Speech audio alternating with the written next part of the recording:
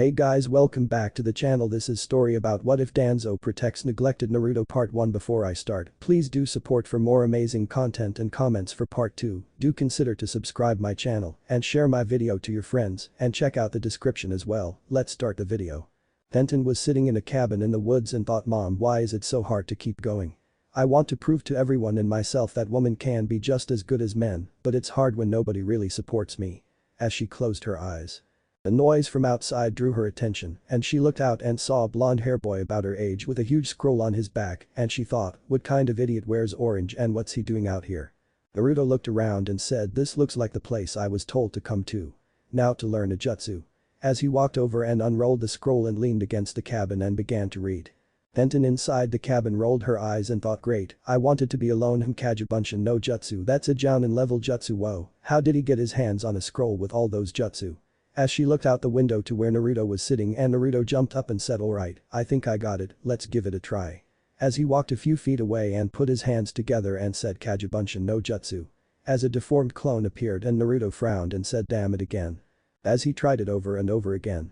While that was going on, Tenten pulled out a scroll and a pen and began to copy what she read off the scroll Naruto left open on the ground and thought, Kage Shuriken no jutsu and Kage Kunai no jutsu, I could use both those with my weapons.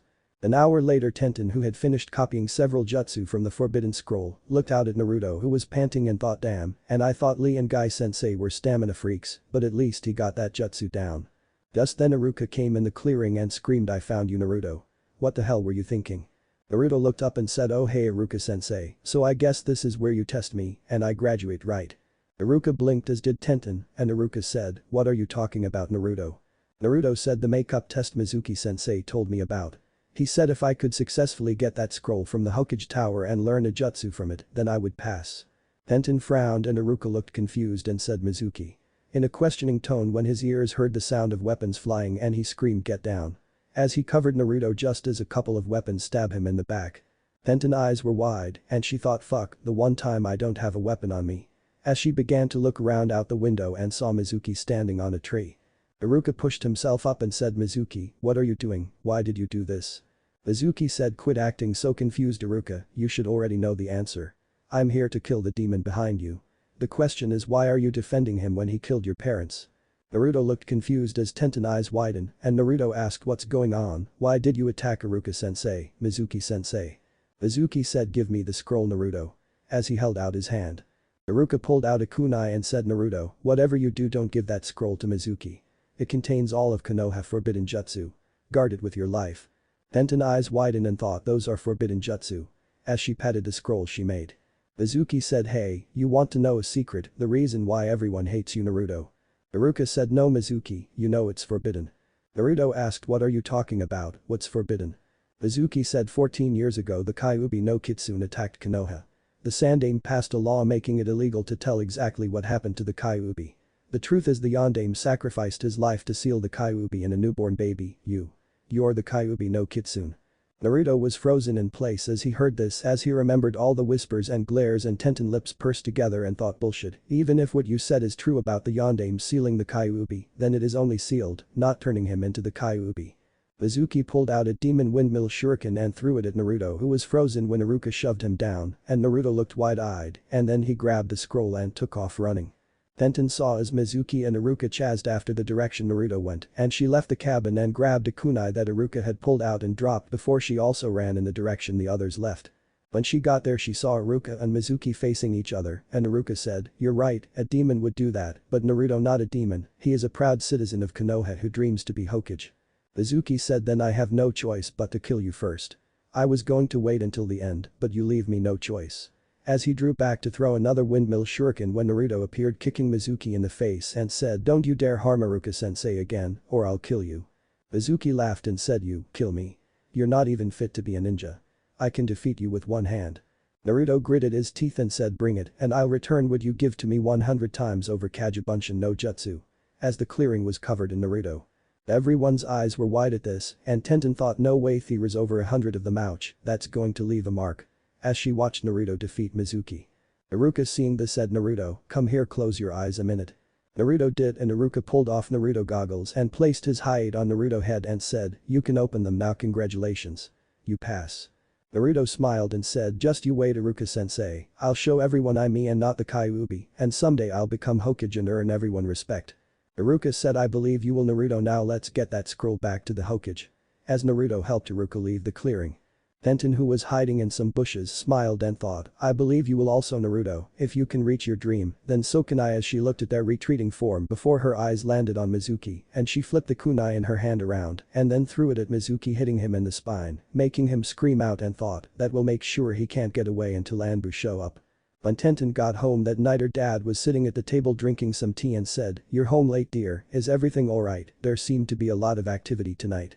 Tenten bit her lip and walked over and sat down and asked dad earlier I was in the woods thinking when I saw a fight between a couple of ninja and a kid named Naruto, I heard some things about the Kyuubi and some law. Dustin frowned as he sat back and asked and. Tenten asked could you tell me what you know about it? I'll tell you what I heard first if you want. Dustin nods and Tenten told him what she heard and Dustin sighed and said I'm glad to see you're using your brain and not following the crowd. A lot of people are not as smart as you, and the way it sounds that Mizuki guy was one of the kid sensei who most likely been screwing him over in the academy. Tenten said I'd believe it, his taijutsu had no form, his balance and moves were all wrong, his chakra control sucks, and don't get me started on the cloths. Dustin laughed and said yeah, but that's probably all he could afford or was allowed to buy. I'd let him shop here, but we don't let civilians in here so he couldn't until he became a ninja. As he got serious. Tenten frowned and said dad I don't like where my mind is going with this. I mean if he's been screwed over already so much what's to stop it from happening again when he gets his team. Dustin said, but what can you do or hope to do about it dear, you can't tutor him because you're busy with your own duties here and as a ninja and then your personal training. Tenten sighed and said I know but maybe. As she looked and thought. Dustin looked at her and asked maybe what? Tenten said well I can't tutor him, but maybe there is something I could do. The way he acted when Iruka acknowledged him and his dream makes me believe that he doesn't have very many people or any that do believe in him. I know what that feels like with people not believing in me and my dream, maybe I can tell him that I believe in him and maybe give him a hint or two toward becoming a better ninja to work toward his dream. Dustin thought a moment and said alright, I'll go along with that idea and you could even make a deal with him about getting his supplies here. Tenten smiled and said thanks dad, but what should I give him for advice? Dustin said well you were pretty good at pointing out his flaws you saw earlier. Why not write down how to correct those flaws so that way he can work on that? Tenten said great idea dad, thanks for doing this. Dustin said he's a good kid, he reminds me of an old friend some. As he took a sip of his tea. Tenten who had grabbed a blank scroll and began to write down on it, asked really, who? Dustin said an old friend, that's all I will say. Tenten who was writing said hey dad, do you think we could give him a one-time discount to get him out of that kill me orange outfit? Dustin said only if he agrees to get all his equipment from us in the future. I'm not running a charity and I don't want him thinking we are either. Tenten nods and said thanks. As she kept on writing. The next morning Naruto was awoke by someone knocking on his door and he rubbed the sleep from his eyes as he opened the door in his frog boxers and wearing his black and white nightcap and he blinked as he saw a girl about his age standing there in a Chinese shirt and said can I help you? Tenten bit her lip to keep from laughing and said could I come in and could you get on some shorts? Please. Naruto blinked and looked at his cloths and frowned and said sorry about that, I have not had a chance to go to the bathroom yet. Tenten blinked and then blushed as she looked down and saw what he was referring to and Naruto turned and went toward the bathroom, leaving the door open for Tenten to come in and Tenten frowned as she came in and closed the door as she heard the bathroom door close and said, are you always this forward letting people come in? Naruto who was in the bathroom said through the door I don't get a lot of visitors, so if someone actually comes here they must have an important reason. As he flushed the toilet and grabbed a pair of his pants and slipped them on. When he came out he saw Tenten who was looking around and said, so who are you and why are you here? Tenten said oh right, my name is Tenten, my family owns the Wolfclaw weapons shop last night in the woods at the cabin. Naruto frowned and Tenten said my family owns that cabin and I go there to relax when I want to be alone and I heard everything. Naruto closed his eyes and said so what are you here for, to try and kill me also? As he sighed with a tired tone. Tenten said actually, no. That Mizuki guy was full of shit. I work with sealing all the time and I know if something is sealed in something that does not make them the same thing. The reason I'm here is I wanted to tell you I understand a little about what you're going through, I mean with your dream of being Hokage. I have my own dream of proving women can be just as good as men as ninja and not very many people believe in me or my dream, but I keep on going trying to get better and stronger every day working toward my goal, and I wanted to tell you that from what I saw last night, that you made me believe in you and your dream also, and so I wanted to tell you that I believe in you. Naruto was shocked as he heard this and said thank you, you're not just making that up, are you? Tenten shook her head and said no, in fact when I got home last night I talked with my dad to find out what he knew about what I saw and heard, and he told me he was proud of me for not being an idiot like Mizuki and knowing the difference. When you kicked Mizuki ass I was actually in a tree ready to help fight the bastard, and after you left I used the kunai I had to stab him in the spine to make sure he couldn't escape before Anbu arrived. After talking with dad I made this for you. As she pulled out a scroll and handed it to Naruto. Naruto frowned and asked what is it? Tenten said well, when I saw how you moved during the events and when I was watching you practice the Kagebunshin no Jutsu from the cabin, I saw a couple of areas I thought that you could improve a little bit on, and so I wrote down things that I know are ways to correct them like chakra control, and a few other things also. You had left the scroll open when you were practicing, and I read and copied the first 3 jutsu from it, and I included them on that scroll for you. I saw something that could help you really quick, and I underlined it as part of the Kagebunshin no Jutsu description. Naruto, who had took the scroll and began to read it, said anything they learn is transferred back to the original. Tenten said yeah, I figured that could help you get your chakra control under control quicker. Also dad and I talked and he said that when you were a civilian you couldn't come in our store because we only sell to shinobi because we didn't want kids coming in and getting hurt on the weapons, but we would like to make a deal with you. If you agree to use our family shop to get all your future equipment, we would give you a one-time discount on your equipment to help you get started now that you're a fellow shinobi of Konoha. It isn't charity or a gift. It's just we want you to be a proud ninja and not someone who people will make fun of. We want you to show everyone you are you and not Kyuubi, so no more kill me orange. Naruto rolled up the scroll and looked at Tenten and asked why are you doing this? Tenten said because I want both of us to show the world who we really are and both of us to complete our dreams. Well, that is all I came here for. I've sealed 2 books, one on sealing and the other on chakra control theories, and those 2 seals on the bottom. All you have to do is add chakra and they will pop out. Now I have to get going to meet my team for training, and even if you don't accept this, I still wish you luck. As she got up and started toward the door. Naruto said wait, thank you, you don't know how much this means to me, and also the fact you accept me for me, can we be friends? Tenten smiled and said I'd like that. Naruto smiled and said well good luck Tenten, and I hope to see you again sometime, and I hope you reach your dream. Tenten said same to you Naruto, good luck. As she quickly left.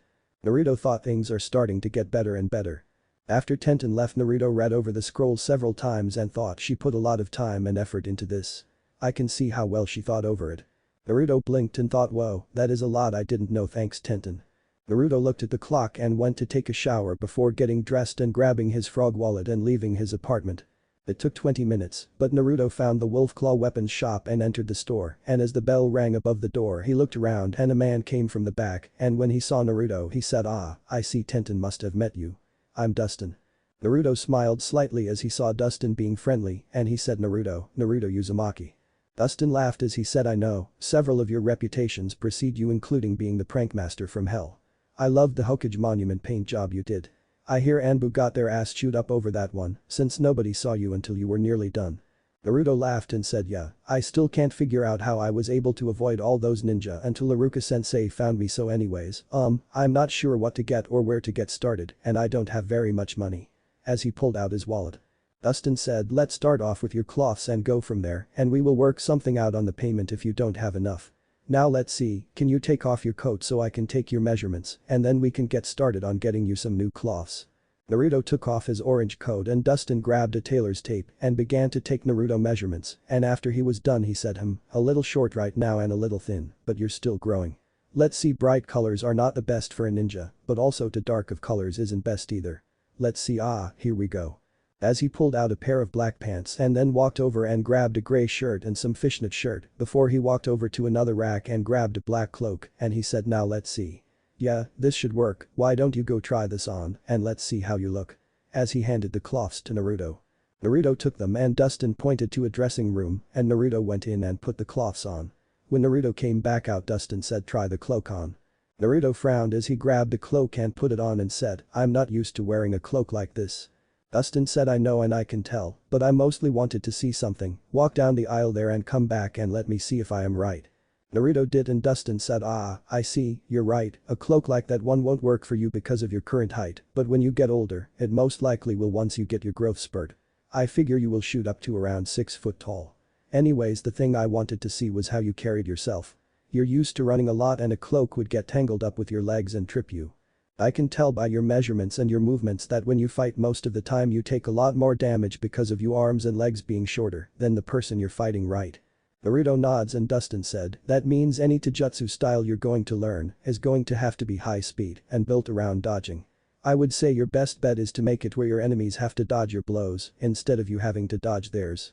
To do this I would suggest getting a weapon to extend your range, and I mean something bigger than a kunai, because if your enemy has kunais then you're right back where you started.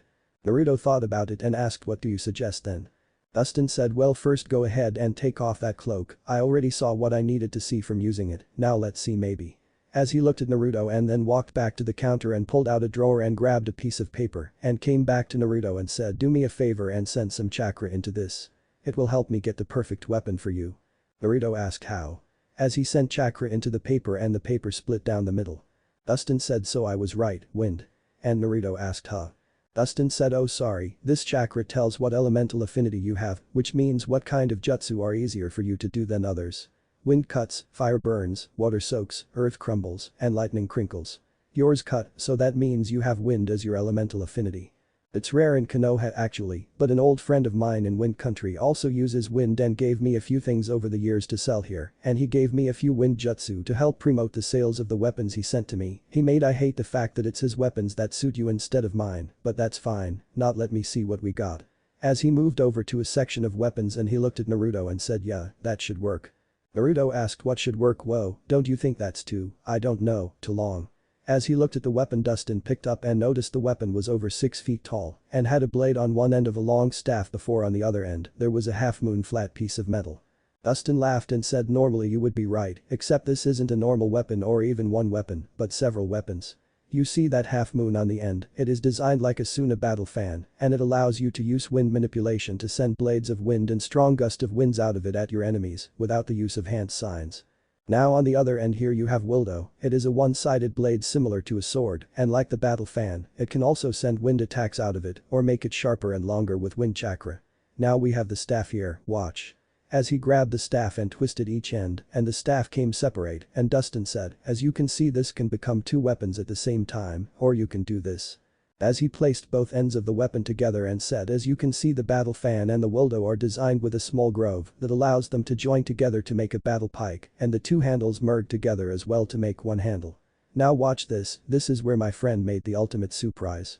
As he grabbed the handle near the pike and pulled it off leaving a 3-foot staff and a foot-long staff on the pike and said, here is a battle axe that you can carry around and a staff weapon. What do you think? Naruto was wide-eyed and said, whoa, that is awesome, but all the time putting it together and taking it apart seems to me like it would be dangerous. Dustin smirked and said, excellent, I would have hit you over the head with this if you had actually accepted this weapon. This weapon is good, but more along the lines a samurai would use. You're not a samurai but a ninja, you don't have time to put together and take apart this in battle. I keep it here because it was the last piece of work my friend gave me before he passed away and it's a reminder about putting too much work into any one weapon. The weapon, no matter how well made it is or how deadly it is only as effective as the person who wields it. Nobody can actually wield this weapon correctly even though it is so deadly. Naruto frowned and asked, then why did you pick it out and show me it? Dustin said, because you needed to understand the different types of weapons that you could use as a wind user and understand, just because you can use a weapon doesn't mean you should use a weapon. Kunais and shurikens are cheap and inexpensive weapons that don't take much skill to use and are not really considered a weapon, but more of basic tools. A weapon however is something you bond with and take time learning and taking care of. It becomes a part of you. Now catch. As he tossed Naruto a scroll. Naruto asked, what's this? Dustin said, that scroll contains what I figure is the best weapon for you right now, it a basic ninjata sword that allows a person with wind chakra to use it and train in the use of wind chakra without destroying the weapon. It's actually a mass-produced weapon that is common, but the reason I am saying that is your best choice is you need to learn to wield a weapon and figure out what you can and can't do so that way when you find a weapon that you prefer it is a weapon that is a part of you. Sometimes you can find one and other times you have to make one yourself. Do you understand? Naruto asked, is this what you were saying about a person bonding with a weapon? Dustin nods and said, when you find your weapon you will know what I mean, it's not something other can do for you, but you have to live long enough to find your weapon and that is why I am giving you that ninjata. Naruto frowned and after a moment smirked and said, I think I understand, it's not being what I am, but who I am that determines my weapon. Dustin said very good, most people don't understand that and think that just because they're a ninja they need this or that kind of weapon and it ends up getting them killed. There's an old saying, a user doesn't pick the weapon picks its user. I am a firm believer in this. Naruto smiled and said, I can see why Tenten's so smart. Dustin laughed and said, no, she got that from her mother. Anyways, let's get you finished up, go grab you a coat over there off the rack to wear over your normal cloths and I'll get you 3 more sets of the rest of the cloths I got you. Naruto nods and he grabs a grey coat that slowly moves into a light blue and puts it on, and Dustin had a scroll and said, alright, here you go, here is a total of 4 sets of cloths, including the one you got on, the ninjata, the coat, 2 sets of shurikens and kunai, a sealing kit along with some scrolls, so that way in case you decide to try it out like Tenten suggested you will have the supplies. I have also included a first aid kit and a scroll with 5 wind jutsu and wind manipulation training to help you with that and some weights. Is there anything else you need? Naruto shook his head and Dustin said, that will be a total of $960. Naruto was wide-eyed as he pulled out his money and said, I only got $600. Dustin said, normally this would have cost you $1,200, so I gave you a discount and I figured you would be short, so pay half now and once a month I expect you to come pay part of the rest of your balance until it's paid off, deal? Naruto said, deal, so I owe you $480. Dustin nods and Naruto handed him the money and said thanks. Dustin said, no problem, now you better get going. I mean, you can't stay here all day talking to an old man like me if you want to get stronger. Naruto laughed and said, I guess not, but thank you and I'll be sure to pay you.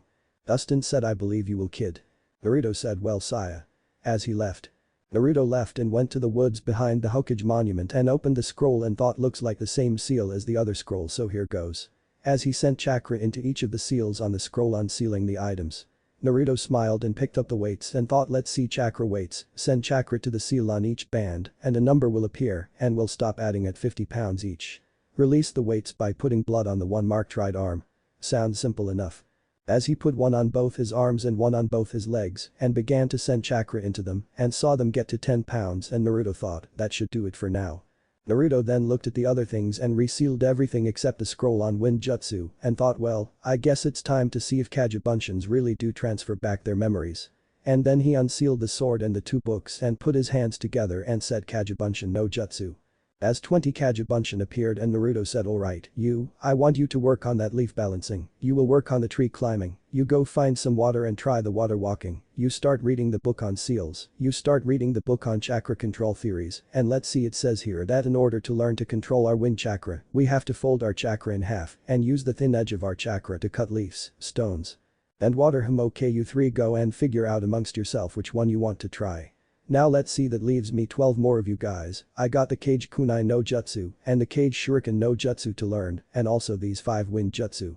I want you 2 to take a kunai and a shuriken and do as the scroll said, trying those 2 jutsu, and I want you 5 to work on of the wind jutsu. Okay, that leaves me with 5 more. Why doesn't Gigi do this with his paperwork if this works?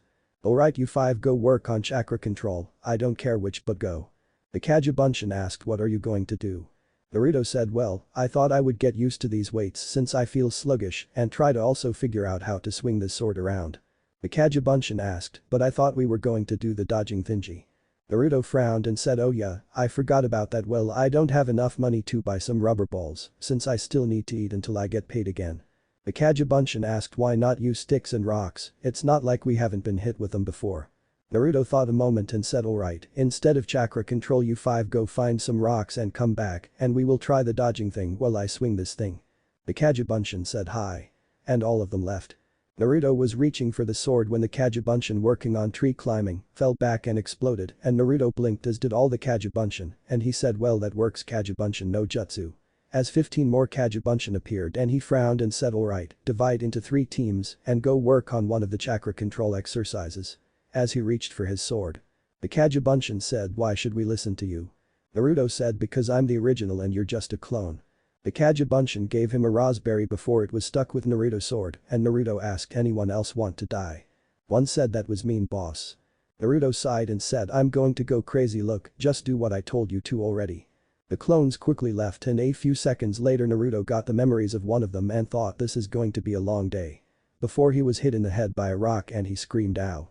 The Kagebunshin said, sorry boss, but you're supposed to dodge. Naruto flipped him off and said, warn me next time. The Kagebunshin screamed, dodge. Having already thrown a rock and Naruto got hit in the back of the head. Naruto growled, and one said ready boss. Naruto said yeah. Just then he was hit in the back and he said hey, I wasn't ready. One said boss, you said you were. Naruto slapped his head and said alright look, let's start with dodging in front of me for now, alright. The 5 Kagebunshin got together and drew back and asked ready. Naruto nods and he dodged the first rock only to get hit by 4 more and he muttered ow. Before he got back up and started again. Several hours later Naruto was limping back into the village covered in bruises and blood and Iruka who was walking by asked Naruto is that you? Naruto looked at him and nods and Iruka asked what happened to you? Who did this? Naruto rubbed his ribs and said I got in a fight with myself and lost. Iruka looked confused and asked huh? What are you talking about? Just then a Kagebunshin came running up behind Naruto and said hey boss, you forgot this. As he held up a scroll. Naruto reached for the scroll and the Kagebunshin said sorry boss, but you told us to throw as hard as we could. Naruto looked at him and kicked him in the nuts and he winces as he got the memories and said note to self don't kick nuts on Kagebunshin. Oh. As he bent over. Iruka blinked and said are you going to be alright Naruto? Naruto fell to the ground and said no, I'm dying. As he curled up into a fetal position. Iruka sweat dropped and put his hand on Naruto's shoulder and shoo-shined away to Naruto's apartment and Naruto opened his eyes and said thanks, I think I know why that jutsu is a forbidden jutsu. Iruka asked oh why is that? Naruto said Kagebunshin get their own personalities mine are all smartasses. The Kagebunshin stuck its head out of the kitchen holding a cup of ramen and said I rather be a smartass than a dumbass like you. Naruto growled and sat up and said what the hell are you doing here? I thought you all were dispelled. The Kagebunshin said nope, I got hungry looking for some water and so I decided to come back home and eat. Naruto said damn it, stay out of my ramen. As he got up and limped into the kitchen and swung at the Kagebunshin who dodged and stuck out his tongue before dropping his fork on his foot dispelling itself. Naruto blinked and said damn it, he ate 5 cups of my ramen. Iruka sweat dropped and thought I am not even going to ask. As he shoo-shined away. The next day Naruto walked into the Hokage office in his new cloths with his sword on his back and the Sandaime blinked as he saw Naruto and asked Naruto, is that really you? Naruto slapped his head and said do you want me to release Kyuubi to prove it? Damn it, I just got new cloths, does everyone have to ask that? Sarutobi said sorry Naruto, it's just surprising so what are you here for? Naruto held up his hand and said ninja registration and picture ID. Sarutobi chuckled sheepishly and said I see him, not bad oh why do you say you're a wind type? Naruto said because I am, that strange paper split down the middle and said I was wind chakra. Sarutobi said chakra papers, where did you come in contact with that? Naruto rubbed his head and said the store I got these cloths at, the wolf claw weapon shop. Dustin had me try it to see what element I had to help me pick a weapon. Sarutobi said, and you got an ninjata. Naruto said well for now at least, he said this could handle my wind chakra and help me train in it, but I would have to find my true weapon, but this would help keep me alive until I do find it. Sarutobi chuckled and said yes, that does sound like him. So what all have you been doing besides getting new cloths and a sword? Naruto rubbed his head and said training. I was wondering, do you have anything on seals or chakra theories? Sarutobi blinked and asked why. Naruto said promise me you won't do anything or punish anyone, please. Sarutobi frowned and said depends on what's going on Naruto. Naruto sighed and said you know a girl named Tenten, Dustin's daughter. Sarutobi nods and Naruto said well, when Mizuki attacked Iruka and me, there was an old cabin there and Tenten was sort of inside it. She said her family owns it and she goes there to be alone and she sort of saw and heard everything. Sarutobi frowned and thought well that probably explains the kunai to the spine. And asked hand. Naruto said she accepted me, she came by my place and told me that she knows the difference between me and the fox and we sort of became friends and she told me she believed in me and my dream of someday becoming Hokage and she made a scroll to help me. Sarutobi said I see may I see what she wrote. Naruto pulled out a scroll and Sarutobi opened it and read and blinked and said she put a lot of time and work into this, but how did she get those 3 jutsu? Naruto said that's sort of my fault, after I read how to do the Kagebunshin no jutsu I got up and started to work on it and she got curious as to what was in the scroll and she was able to see those 3 jutsu and copied them down. Please don't punish her or blame her. Blame me if you have to because she didn't know they were forbidden jutsu at the time and thought they were just a training scroll. Sarutobi bit his lip and said very well, but I will have to tell her not to teach those to anyone else. Naruto said alright, but please don't do anything to her because she's the first real friend I've ever had and she believes in me and accepts me. Sarutobi sat back and said I won't Naruto now why do you want to know more about chakra theories and seals? Naruto smiled and said well, I sort of went training happy with my Kagebunshin yesterday and worked on everything including reading those books and I found out a lot about both that I never knew before. Did you know that you can do jutsu without hand signs and hand signs are only an aid to help in shaping and molding the chakra for jutsu? Sarutobi said indeed I did know that. Naruto said oh yeah did you know that you can seal a fart in a storage scroll and make it a stink bomb? Sarutobi blinked and said actually no I didn't, how did you know that?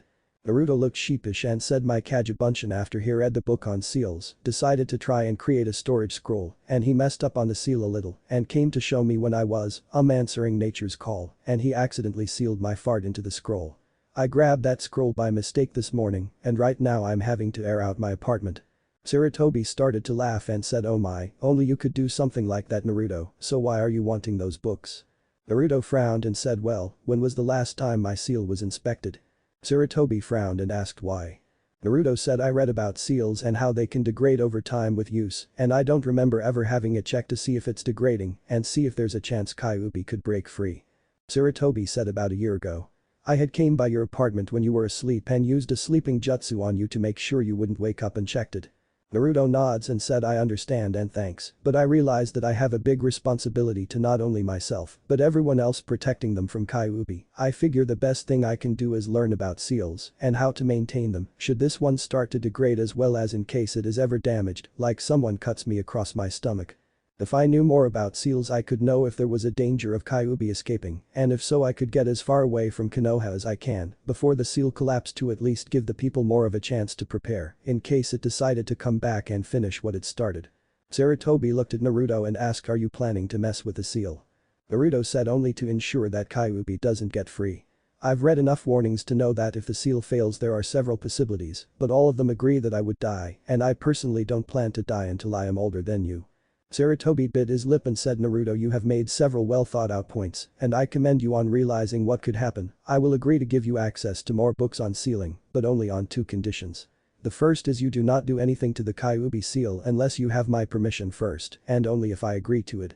The second is you will be tested every so often by Konoha Seal Master, Jiraiya of the Sanins, who will also help in your study of seals. Do you understand? Naruto nods and Sarutobi said very well. As he got up and grabbed two books and came back over and said, this is the next book in the series the book you already read came from.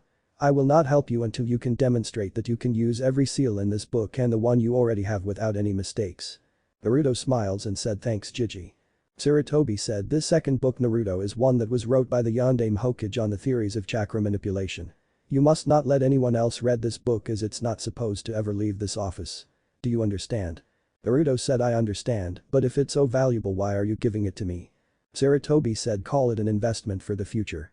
With both books on chakra theories, you should have enough knowledge to create your own jutsu, and I mean a real jutsu, and not an advanced henge like your sexy no jutsu. Naruto who had opened his mouth closed it and said alright Jiji, I'll create my own jutsu. Sarutobi said good, now like Tenten I don't want you teaching those jutsu to anyone else Naruto. Naruto said I won't, I promise. Sarutobi said is there anything else you need to tell me? Naruto said I was thinking of telling you to use Kagebunshin to do your paperwork since the memories transfer back to you, but I don't know if it was just me or what, but mine were they were unique in personality. Sarutobi said I'll consider it but thanks for the advice. Naruto said thank Tenten, I missed reading that important note when I learned the jutsu and it would have taken me a while to realize the truth. Sarutobi said well it's been nice talking with you Naruto, but I must get back to my duties. Naruto nods and gets up and starts toward the door, but stopped and said Jiji, could you not tell anyone about all this? I want to surprise everyone with my improved skills, but until I can actually use them, I don't want people making fun of me. Sarutobi said this will remain our little secret.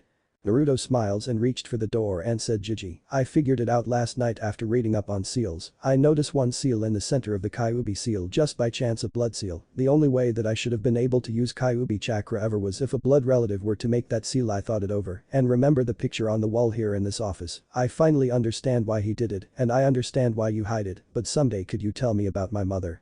As his smile faded and he kept his hand on the door with his back to the Sandaime while trying to keep from losing his control. Sarutobi looked out the window and said there are many secrets I carry that nobody knows, there are those secrets that can only be learned by becoming a chunin and others, when a person makes jounin you're dismissed. Naruto closed his eyes and thought so I was right. As he opened the door and began to walk out when a kid shouted, I got you this time old man. and stab at Naruto, who was coming out the door with a wooden kunai. Sarutobi blinked and groaned, and Naruto growled and said, "What the hell, you little brat?" Sarutobi said, "Konohamaru, that is the third time this week you have tried to surprise attack me."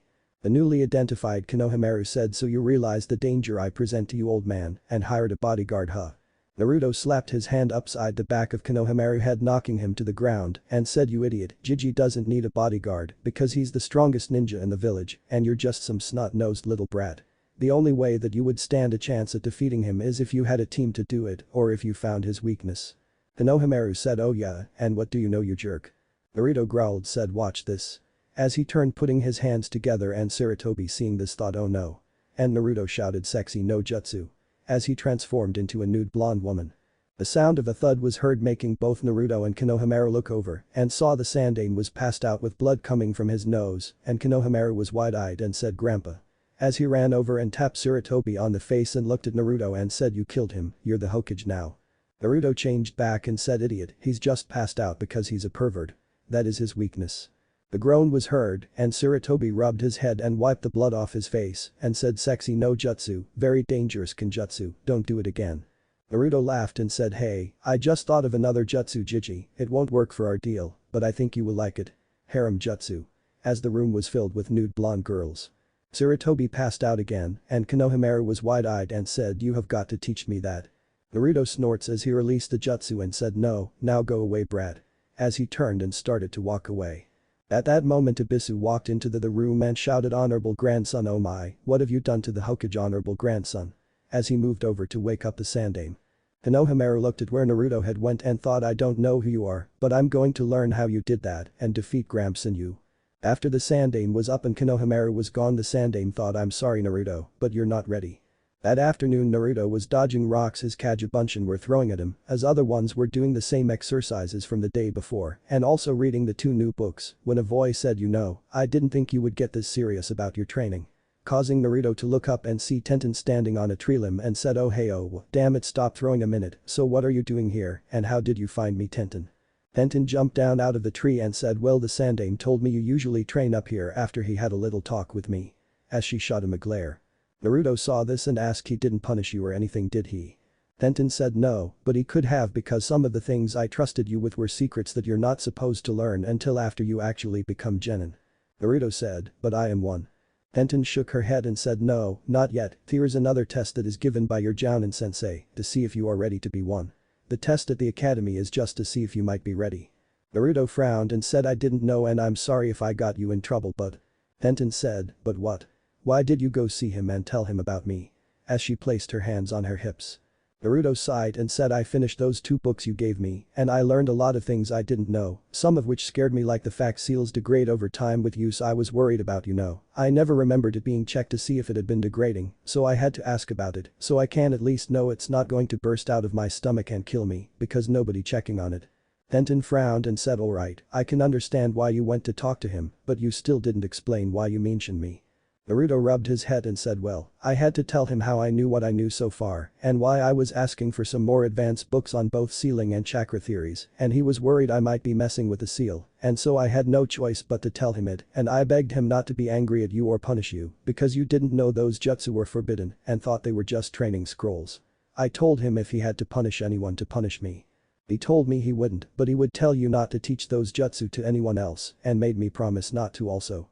I'm sorry, I didn't plan to tell him about you, but he's like a grandpa to me and I can't lie to him after everything he's done for me, even if I don't agree with some of the things I at least understand and respect him for trying." As he looked down. Tenten sighed and said, "Well, you can't run off and tell him everything all the time, friends keep secrets for each other. I'm keeping your secret even if there is a law about it, and I will keep any other secrets you want to tell me, but you can't just go and tell others about the secrets I tell you. Training is considered a secret because I don't want others to know how I do my jutsu or how I fight and prepare for it, and I don't think you would either, so any more training between us we don't tell unless we ask each other's permission first from now on, agreed?" Naruto nods and said, "Yeah, and I'm sorry." Tenten waved it off and said, "So you already finished both those books, huh?" Looking over at the clones who were reading. Naruto eyes got big with excitement and said yeah, and I learned some new stuff they never even talked about back in the academy. Gigi told me he will let me have more advanced books on sealing once I can show I understand those 2 books on sealing, and he also is going to have some guy named Jiraiya test me and help me with seals sometime. Benton eyes got wide and said you're going to get trained by Jiraiya-sama of the Saiyans. Naruto rubbed his head and said yeah, Gigi also said that with the 2 books I got on chakra theories, I will have enough knowledge to make my own jutsu and not one of my pervert jutsu. He said once I make my own jutsu he will give me more advanced books on those. Benton said really what's a pervert jutsu? Naruto looked sheepish and said it's how I got the forbidden scroll in the first place. It's a jutsu I made to knock out perverts and I used it on Gigi. Benton frowned and asked Naruto, why did believe that Mizuki guy when he told you about the makeup test, didn't you think it seemed odd stealing a scroll from the Hokage tower? Naruto said yeah I did. Benton asked then why did you do it? Naruto looked down and said Mizuki told me there were special cases where students have some kind of disability that prevents them from passing the final test. He told me some kid named Rock Lee passed a test last year and he couldn't even use chakra, and he told me about this girl named Amelia that graduated 3 years ago and she didn't have a real left arm because she lost it in the Kyuubi attack as a baby and had a wooden arm. He told me that he believed that something was wrong with my chakra that was keeping me from passing, and so he asked Iruka-sensei if he could give me the alternate test. How was I supposed to know it was all a lie when I remember kids making fun of the Rock Lee kid last year and he was my sensei? Benton bit her lip and said I guess I can understand now why you did it, hell, even I would have fallen for that because I know Lee since he's my teammate. Naruto eyes were wide and he said he is, how is he able to be a ninja when he can't use chakra? In a questioning tone. Benton said well, there are other things besides ninjutsu and jinjutsu that you can do as a ninja. Lee is working hard to become a ninja in taijutsu, and I'll tell you this, he's actually better than most ninja I know. The only person I think could beat him is Niji-kun, our other teammate, but sensei never lets them finish their spars. Naruto said so he's using taijutsu, has he thought about kinjutsu also? I mean Benton laughed and said I know what you're thinking. Remember how I told you about not going more than half your body weight on the weights? Lee can't use a weapon effectively because he bulked up on weights and has restricted his body's natural flexibility. You and Lee are like 2 sides of the same coin, his arms and legs are longer than yours so he's more suited for taijutsu, but he sacrifices some flexibility for it. Your arms and legs are shorter, but you seem to be more flexible than him, which is why I suggested kinjutsu. Naruto said yeah, I guess that makes sense. As he began to chuckle. Benton asked what's so funny? Naruto said oh sorry, I was just laughing because I've learned more from you in a couple of days than I did in all my years at the academy, damn it, that was my last clone working on tree climbing. Benton looked around and said how much are you actually working on at a time? Naruto said everything, why? Benton frowned and said so you're doing all those exercises at once? Naruto said yeah, I haven't gotten anywhere on the wind stuff yet, but I've got the leaf balancing partially done and the tree climbing I've made it about 6 feet off the ground, and water walking, I haven't made any progress yet. Benton slapped her head and said listen Naruto, you're going to have to learn to do things smarter, not stronger. Watch.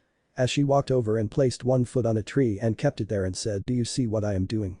I could go up this tree in a hurry and fall down 1,000 times trying to learn to walk up it, but instead what I am doing is going 1 step at a time, letting my chakra get the right amount where I am stuck to the tree good so I can do this. As she moved her foot on the ground to the tree and said slowly, 1 step at a time, this isn't a race but a goal. It doesn't matter if you're first getting it as long as you do get it. Naruto blinked and said so if I just need to take my time and learn to get up the tree, then why do I need to work on my control so much? Benton said because the more chakra you use the more you will make later. What I've found is best is start with 1 tree, when you can walk up and down the tree on every branch that is at least as big as your wrist, top and bottom of the branch, then you have learned that tree and it is time to move to another tree. Each tree is different and provide a little bit of difficulty that you will have to learn to adapt to and improve on. Naruto asked will that work with the water walking as well?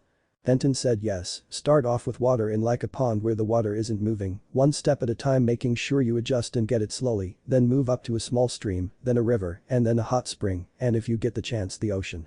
Naruto said so start doing things smarter, not harder. Benton smiled and said exactly. Naruto frowned and said you keep doing all this for me and helping me, but I don't have any way to help you or pay you back. Don't friends supposed to help each other? Benton said yeah you know, I noticed that you're using a ninjata, maybe you could help me with being my sparring partner. Naruto asked you use weapons? Benton laughed and said yeah, I carry all my weapons and scrolls. I mostly throw weapons and I've gotten so good at hitting my targets I never miss. Naruto thought a moment and asked how good are you on moving targets? Tenten said I never miss. Naruto smirked and said I got an idea, you say you never miss, and you also say I need to work on my dodging right. Tenten frowned and nodded slowly, and Naruto said well why not use me as your target or not me exactly, but my Kagebunshin. Tenten frowned and said, but that is just a waste of time because your Kagebunshin don't help you physically get better. Naruto said I know but you see, my Kagebunshin have been beating the hell out of me with rocks as I try to learn to dodge them, and my biggest problem is I don't detect them in time to dodge. Maybe by having them be your targets they can help me learn to detect flying weapons so I can become better at dodging. Tenten thought a moment and said maybe that will work. As she thought it over when Naruto shouted oh damn it, what the hell was that for? As he rubbed the side of his head where a rock hit him. The Kagebunshin said hey, we don't like being used as target practice any more than you do. Naruto frowned and said, but you're just Kagebunshins. The Kagebunshin said so, we can still kick your ass like we did yesterday. Naruto glared at him and Tenten said do you always fight with yourself? Naruto said seems like it lately, I think this is why it's a forbidden jutsu. Anyways I'm the boss and you guys are going to listen to me, if Tenten wants to use you as target practice, then you're going to be targets, got me? Another rock beamed him upside the head and the clone who threw it said yes sir. Before it smirked and said oh Tenten, just be sure to aim at our nuts please. Naruto eyes went wide and said no please, not that. Tenten looked confused and asked why. Naruto rubbed his head and said I kicked on of my clones there yesterday and when they say they transfer back the memories, it's not just the actual memories but also the pain in the memories of being hit. I felt like I was kicked in the nuts when the clone went up in smoke, so please, don't hit them there. Tenten said alright, I won't so anyways, what's this pervert jutsu you were talking about? As she tried to get back her sanity from seeing Naruto argue with himself. Naruto put his hands together and said sexy no jutsu. As he was covered in smoke and when it showed his female form with clouds covering her breast and crotch, Tenten got a tick and Naruto released the jutsu and said pretty good huh. Tenten glared at him and said why in the hell did you do that? Naruto asked huh. Seeing her angry face. Tenten said do you have any idea how demeaning that was to woman? Naruto frowned and said what do you mean? Tenten slapped him across the face and said you fucking pervert. As she turned and started to leave and Naruto who was holding his face said wait what are you upset about? Looking confused. Tenten turned and said you know what I'm talking about, you made that jutsu to show that women are only sex objects and is an insult to every woman out there. Naruto said no I didn't, I made that jutsu to help women. Tenten screamed help, how the hell can that jutsu help women? Naruto said by letting a shinobi be back up on a Kinauchi only mission. Tenten blinked and asked what do you mean? As she tried to calm her temper and looked at Naruto questioningly. Naruto sighed and said Mrs. Sudi. She used to be Jiji's secretary and she would always keep little candies in her desk for whenever I came to Jiji so I could have one. She was one of the few who was always nice to me until last year when something happened on a mission with her daughter. I don't know all the details about what happened but I came by one day and she wasn't at her desk so I went to Jiji's door and was about to knock when I heard her screaming at Jiji from the other side of the door. She came out of his office crying and she walked over to her desk and started gathering her things and I saw how upset she was so I walked over and asked what was wrong. She told me that her daughter was dead because her teammates couldn't get to her in time because they were men. I didn't understand what she was getting at so I went to talk to Jiji after she left. He looked at me with such sad eyes and told me that there are times where Kunoichi have to take parts of the mission where only a woman could do the job. I asked Jiji why couldn't a shinobi just use henge to pretend to be a woman and do it if it was so dangerous and he told me that he wished a henge could do that but a henge wasn't real. I thought that was stupid so I started playing around with the henge and I accidentally found a way to make what Jiji calls an advanced henge that is an actual shapeshift. I'm still working on it since I don't know enough about woman to make it completely real. But I'm getting better at it because I plan when I become Hokage to make it where all shinobi have to learn it so that way there won't be a such thing as Kunoichi only missions so no one else would have to cry like Mrs. Sudi. Tenten frowned as she heard this and said so you're saying that what you showed me wasn't a regular henge but an actual shapeshift. Naruto nods and said yeah, watch. Sexy, no jutsu. As he changed again and said see, pull my hair. Tenten walked over and pulled his hair and Naruto winced and Tenten's eyes widened as she looked at Naruto and said why is it those clouds are staying in those areas? Naruto rubbed his head and released the jutsu and said well, like I said, I don't know enough to make it complete yet so I'm just using what I saw of a picture of a woman in the book in Jiji desk one time. Tenten frowned as she heard this and started to walk a few steps and turned as she went over what she just heard and began to pace back and forward and said okay, I can understand where you're coming from in some aspects and I'm touched that you're actually trying to come up with something like that, but I don't condone the way you are using what you do have so far. Why are you acting like a tease like that and making women seem like sex toys? Naruto frowned and said I didn't know I was. I thought I was showing people my work on the jutsu, so when I become Hokage they will know the jutsu works. Tenten asked how couldn't you know it works? I mean the way you moved your face and body was the actions of a tramp. Naruto said, but it was what the woman in Jiji book did to get men's attention. Tenten groaned and said no way are you that innocent are you? As she looked at Naruto questioningly and asked Naruto what the difference between man and woman. Naruto blinked and said oh, that's easy, women have babies. Tenten asked and? Naruto asked and what? Tenten asked what are breasts Naruto? As she blushed slightly. Naruto said I know it's where babies get milk since I saw a woman feeding a baby once when another lady opened a door before she closed it quickly. Tenten slumped against a tree and said didn't they teach you about sex in the academy Naruto? Naruto frowned and said I was sent into the hall by Mizuki. Tenten thought that's it, I'm killing the bastard next time I see him. And said Naruto there are a lot more things that are different between man and woman than just babies. I think I have a good idea of what kind of book you were reading to get your info and I want you to stop using it for your work. In fact, until you have gotten a book on human anatomy and memorized both males and females anatomy, I don't want you to use that jutsu again. Please. Naruto said sure, but what about the harem jutsu? Tenten asked harem jutsu. I'm afraid to ask. Naruto said I came up with it earlier today when I knocked Jiji out again. It's basically a sexy no jutsu being performed by Kagebunshin. Tenten shook her head and said then don't use that either. Once you have learned the human anatomy then I'll work with you a little bit to see if you can complete that jutsu or get it closer to accurate. I'm touched that you're trying to make things better for Kunoichi, but you're going about it the wrong way right now. There's more to being a woman than looks though, and I wouldn't put a lot of time into that right now since you're spreading yourself out so much already. Naruto said alright, I'll work on the other things for right now, but are you still mad at me? Tenten snorts and said no Naruto. It's just that the way you were doing that jutsu was like a slap in the face to me toward working on my dream. I want to show women are just as good as men, but the way you displayed a woman makes us seem like sex objects, which is something we're not. Naruto said sorry, I hate to say this, but there are a lot of things I don't know. You've been so nice to me and when I do something to make you mad it hurts because I don't want you to be mad at me since you're my first real friend. Tenten asked you've never had anyone else? In a questioning tone. Naruto said well when I first joined the academy the first couple of days Sakura-chan was nice to me, but then she started to hang out with Ino and she didn't have time for me and started calling me an idiot because of mistakes I made and I think that might be why I try so hard to get her to go out with me is because I want to get my friend back, but no matter what I try to do it never seems to work. I also hung out with Kiba, Shikamaru, and Choji, but after we skipped school twice to go play and their parents came and got them, Shikamaru said it was too troublesome. Choji wanted to be with Shikamaru and Kiba got his dog companion and started spending all his time with Akamaru. I don't think they were getting away from me because of Kyuubi though because they never seemed scared of me, just annoyed and kept calling me a baka and dead last. Tenten rubbed her temples and said okay, new rule, forget everything before the night you learned about Kyuubi, act like it never happened.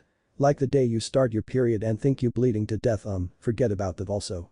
Naruto frowned and said what does a mark at the end of a sentence have to do with bleeding to death? Tenten couldn't take it and burst out laughing and said oh god Naruto, you're so naive I don't know if I should hug you or kill you alright, I can't handle you being clueless on that subject anymore or I will go insane. Naruto as she began to explain about periods, breast, and reproductive organs. By the time she was done Naruto was pale and he said so yeah, I think I understand why you were so upset about the sexy no jutsu now, so doesn't that gross you out?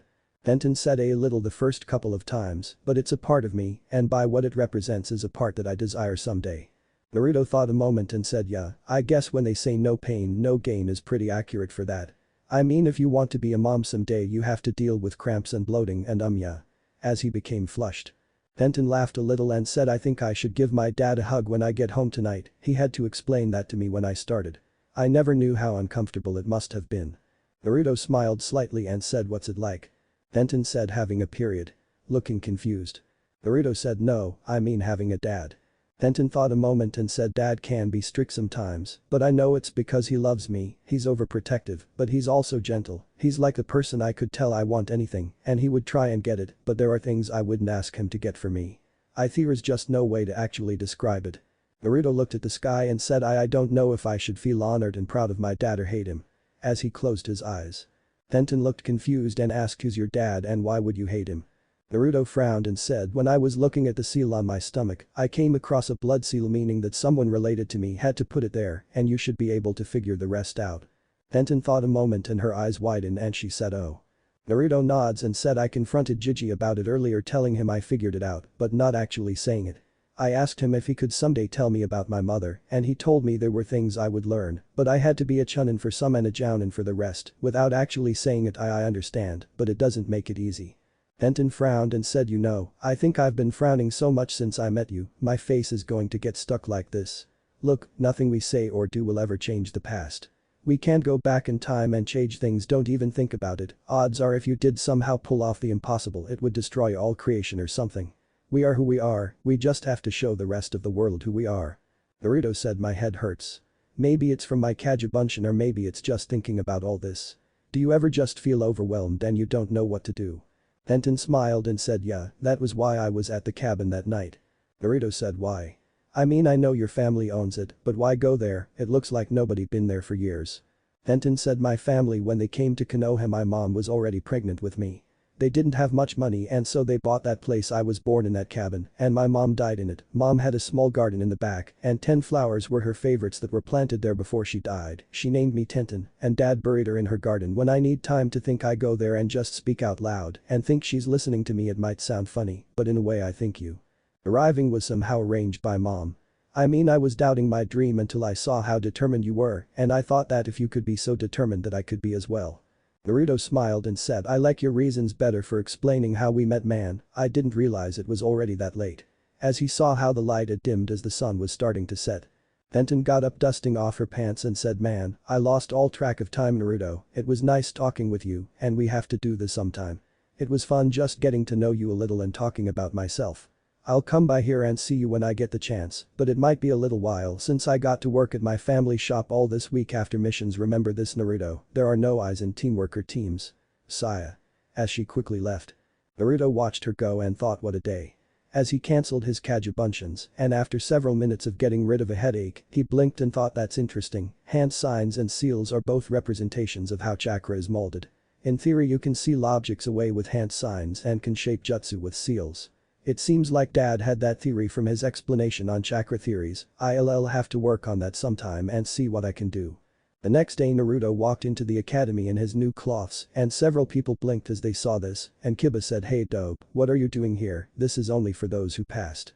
Naruto said I did pass dog breath, Mizuki made a mistake on my test that was later found out and I passed. Sasuke grunted and asked what's with the sword dope.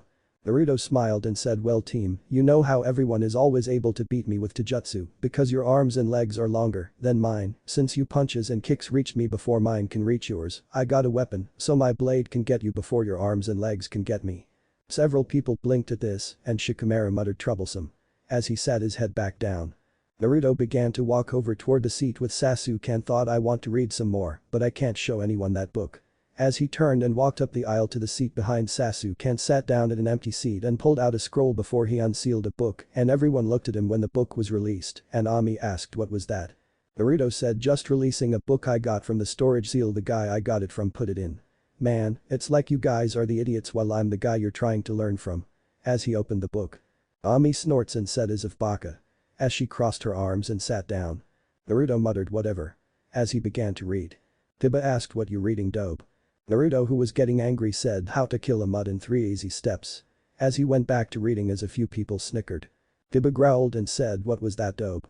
Naruto looked up and said back the fuck off Kiba, I'm trying to stay out of everyone's way and you and everyone else here are pissing me off asking me stupid ass questions that you can answer yourself by just looking, but maybe for a dumb mutt like you the thought of actually looking and thinking instead of sniffing your ass is too advanced for you. Kiba growled again and said, you want to make me dope. Naruto said sorry, I may not be the smartest here, but I know to walk around dog shit, not get my hands dirty playing with it. Kiba sneered and began to move when he was frozen in place and he said what the hell, why can't I move? Shikamaru said troublesome, because I trapped you in my shadow Kiba, Naruto is right, everyone here has been bugging him about stupid shit that you all could have answered yourself if you just looked. He pulled out a scroll and unsealed a book. You all saw the smoke release and have seen that done hundreds of times while here at that academy, so that should be nothing new. As for what he's reading, it's a book on chakra theory. It says so on the book cover. You asked him why he was here when all you had to do was look at his forehead and see he actually does have a height, and if he wasn't supposed to be here, then Iruka-sensei would have kicked him out when he got here. The sword surprised even me, but it's too troublesome to think about because his explanation was well thought out and very smart, showing he is trying to take being a ninja seriously. Also, if you notice, he didn't sit in his regular spot where he would most likely been beat on by Sakura and Ino when they get here in a few minutes, showing he actually being smart, so calm down before you get in trouble for fighting another ninja. As he released his jutsu, Kiba turned and said, "Why the hell did you stop me from showing that loser who's top dog?" Shikamaru said, "Troublesome, because Kiba, you're actually being more troublesome than Ino and she is very troublesome." Naruto sighed and said, "Thanks Shikamaru, I didn't want to fight, we're all ninja of Konoha, we're supposed to all get along, there's no I in team or teamwork." Shikamaru eyes widened slightly and he said, "Troublesome, so do you think Mizuki-sensei will be here today Naruto?" Naruto eyes widened slightly and looked over at Shikamaru and said, "Why?" Shikamaru, who had lowered his eyes, shrugs and Naruto frowned and said, "No, he was injured by a kunai to the spine. I doubt he will ever be back." Shikamaru nods and said, "I see." Sasuke asked, "And how do you know Mizuki was injured to the spine?" Naruto said, "The person who threw the kunai told me he was trespassing on private property and started trouble. That's about all I know though." Just then Ino and Sakura came in and both started to scream at each other about who was going to sit down by Sasuke, and Naruto smirked and said, "Hey Sasuke, why don't you get in the middle so both of them can sit by you and share?" Sasuke's eyes widened and paled as all the guys in class began to snicker and laugh, and Sakura and Ino both blinked and looked at each other and then at the seat and then at Sasuke and then both turned to Naruto and Sakura said, "Naruto, what are you doing here?" Ino said, "And how come you said that?" Naruto tapped his hide and said, "A friend of mine says work smarter, not harder. There's plenty of room on these seats for 3 people, so why not ask Sasuke to move to the middle, and if he refuses, make him decide. Isn't that what all these years of you both fighting is over, trying to decide for him who he wants? Well, why not ask him to choose? Then the one who doesn't get him will be able to move on with her life." Shikamaru said, "Naruto, your friend is very wise." Naruto said, "Yeah, she is." Ino said, Sasuke-kun, would you move so we both can't sit by you?" Sasuke grunted but did not move, and then Kiba, who was holding his side to keep from laughing at Sasuke, said, "So Sasuke, who's it going to be, Sakura or Ino?" Sasuke looked out the window and kept quiet, and Naruto said, "Sorry girls, looks like he doesn't like either of you. He's checking out the woman walking down the road in the leather coat." Both girls looked outside and saw Anko walking by and both glared at her as Sasuke's eyes widened and thought must kill dope. And said, "No, I'm not." Naruto said in an innocent tone, "But she's the only person outside when asked to choose the woman you wanted to be with. You looked at her, how can you deny it with both Ino and Sakura there giving their hearts to you? Are you just playing hard to get, or is it that you have a secret crush on an older woman and don't want to hurt Sakura and Ino feelings, or are you just secretly gay?" Sasuke turned and glared at Naruto and opened his mouth to say something as the guy behind him turned at the same time, and the next moment Sasuke was kissing Naruto, who was wide-eyed. Naruto jumped to his feet and slammed his fist, accidentally sending chakra to his arms and fist as he punched Sasuke in the face, sending Sasuke flying and screamed, "You bastard, that was my first kiss." As he began to spit on the ground. Iruka walked in the class at that moment and saw Sasuke laying on the ground and saw Naruto spitting on the ground, and all the guys in the class were laughing their asses off as the girls looked shocked and hurt, and Iruka asked, "Did I miss something?" Naruto looked up and pointed to Sasuke and said, "That bastard just stole my first kiss. He was asked who he wanted to be with and he kissed me." Angrily. The voice from the door said, "Naruto, why are you being so loud?" Naruto blinked and said, "Tenten, what are you doing here?" Tenten said, "My team was asked to come help Iruka-sensei with getting everything registered for those who passed since Mizuki not able to. Now what are you being so loud about?" Naruto pointed to Sasuke, who was holding his face, and said, "I told Sakura and Ino they needed to work smarter, not harder, because they've been rivals for Sasuke love since they were 7 and broke up their friendship to be with him. They were fighting to see who would sit by him, and I suggested Sasuke to move to the middle so they both could sit, or if he didn't do that, make him choose who would sit by him." The girls asked him and he looked outside instead of answering, and this woman in a leather trench coat walked by, and since she was the only person outside, I asked was that who he wanted to be with. He denied it, and I asked if he didn't like that woman, then why is it that he was giving the girls here a cold shoulder, and asked is it he didn't want to hurt their feelings, or was it he was secretly gay? He turned around and the next thing I know the bastard was kissing me, stealing my first kiss, so I punched him. Tenten slapped her head and said okay Naruto, new rule, when someone asks a question answer as simply as possible. You could have answered my question with a simple sentence, he kissed me when I asked him if he was gay, so I punched him. I didn't care about those girls' history, and I don't care about their love life or why you asked if he was gay. If I did care I would ask another question. Naruto sighed and said sorry Tenten. Iruka blinked and looked at Tenten and said you actually got Naruto to listen how? Tenten said I was the one who stabbed Mizuki in the spine when he was trespassing on my family property the other night. Naruto and I became friends after that. Iruka eyes widen and he looked at Naruto who nods and Iruka said I see Naruto said hey Iruka-sensei, don't worry about my friend here. Things are cool with everyone. So can we get this over with because I need to go wash my mouth out. With a sour look on his face. Iruka said yeah, let's get that taken care of. Sasuke, are you okay? Your face is swelling. Sasuke opened his mouth and winced and said my jaw. Iruka frowned and said I think you might have broken it. Team 7 is Sasuke, Sakura, and Naruto. You can go to the nurse to get your jaw checked out Sasuke and Naruto, you can go wash out your mouth. Naruto said thank God. As he got down the stairs and then got wide-eyed and turned around and walked backwards toward the door. Tenten asked what the hell are you doing? Naruto said watching my ass around Sasuke team. I like girls, not guys. Sasuke glared at Naruto as all the guys burst out laughing, and once Naruto and Sasuke left Neji said, you know Tenten, I think I actually like your new friend. Biba said oh man, not you also. Maybe you and Sasuke should hook up since you both love the dope. Neji glared at Kiba as he activated his bloodline, and Tenten frowned and thought I see what you were saying Naruto. Neji's eyes then locked on Hinata and frowned as he deactivated his bloodline and said, can we just get this over with? I have other duties to attend to. Iruka said right, Team 1 is. When Naruto walked back in the room he saw Iruka handing papers to Team 9 and said sorry to ask, but what now? And most of the class gone. Iruka said you have to be here for your sensei to pick you up in about 30 minutes. Naruto said I see do you guys need any help? I said no, that is alright Naruto-san, my youthful team can handle it. Naruto blinked and asked youthful. As he looked at Tenten. Tenten groaned and said explain later.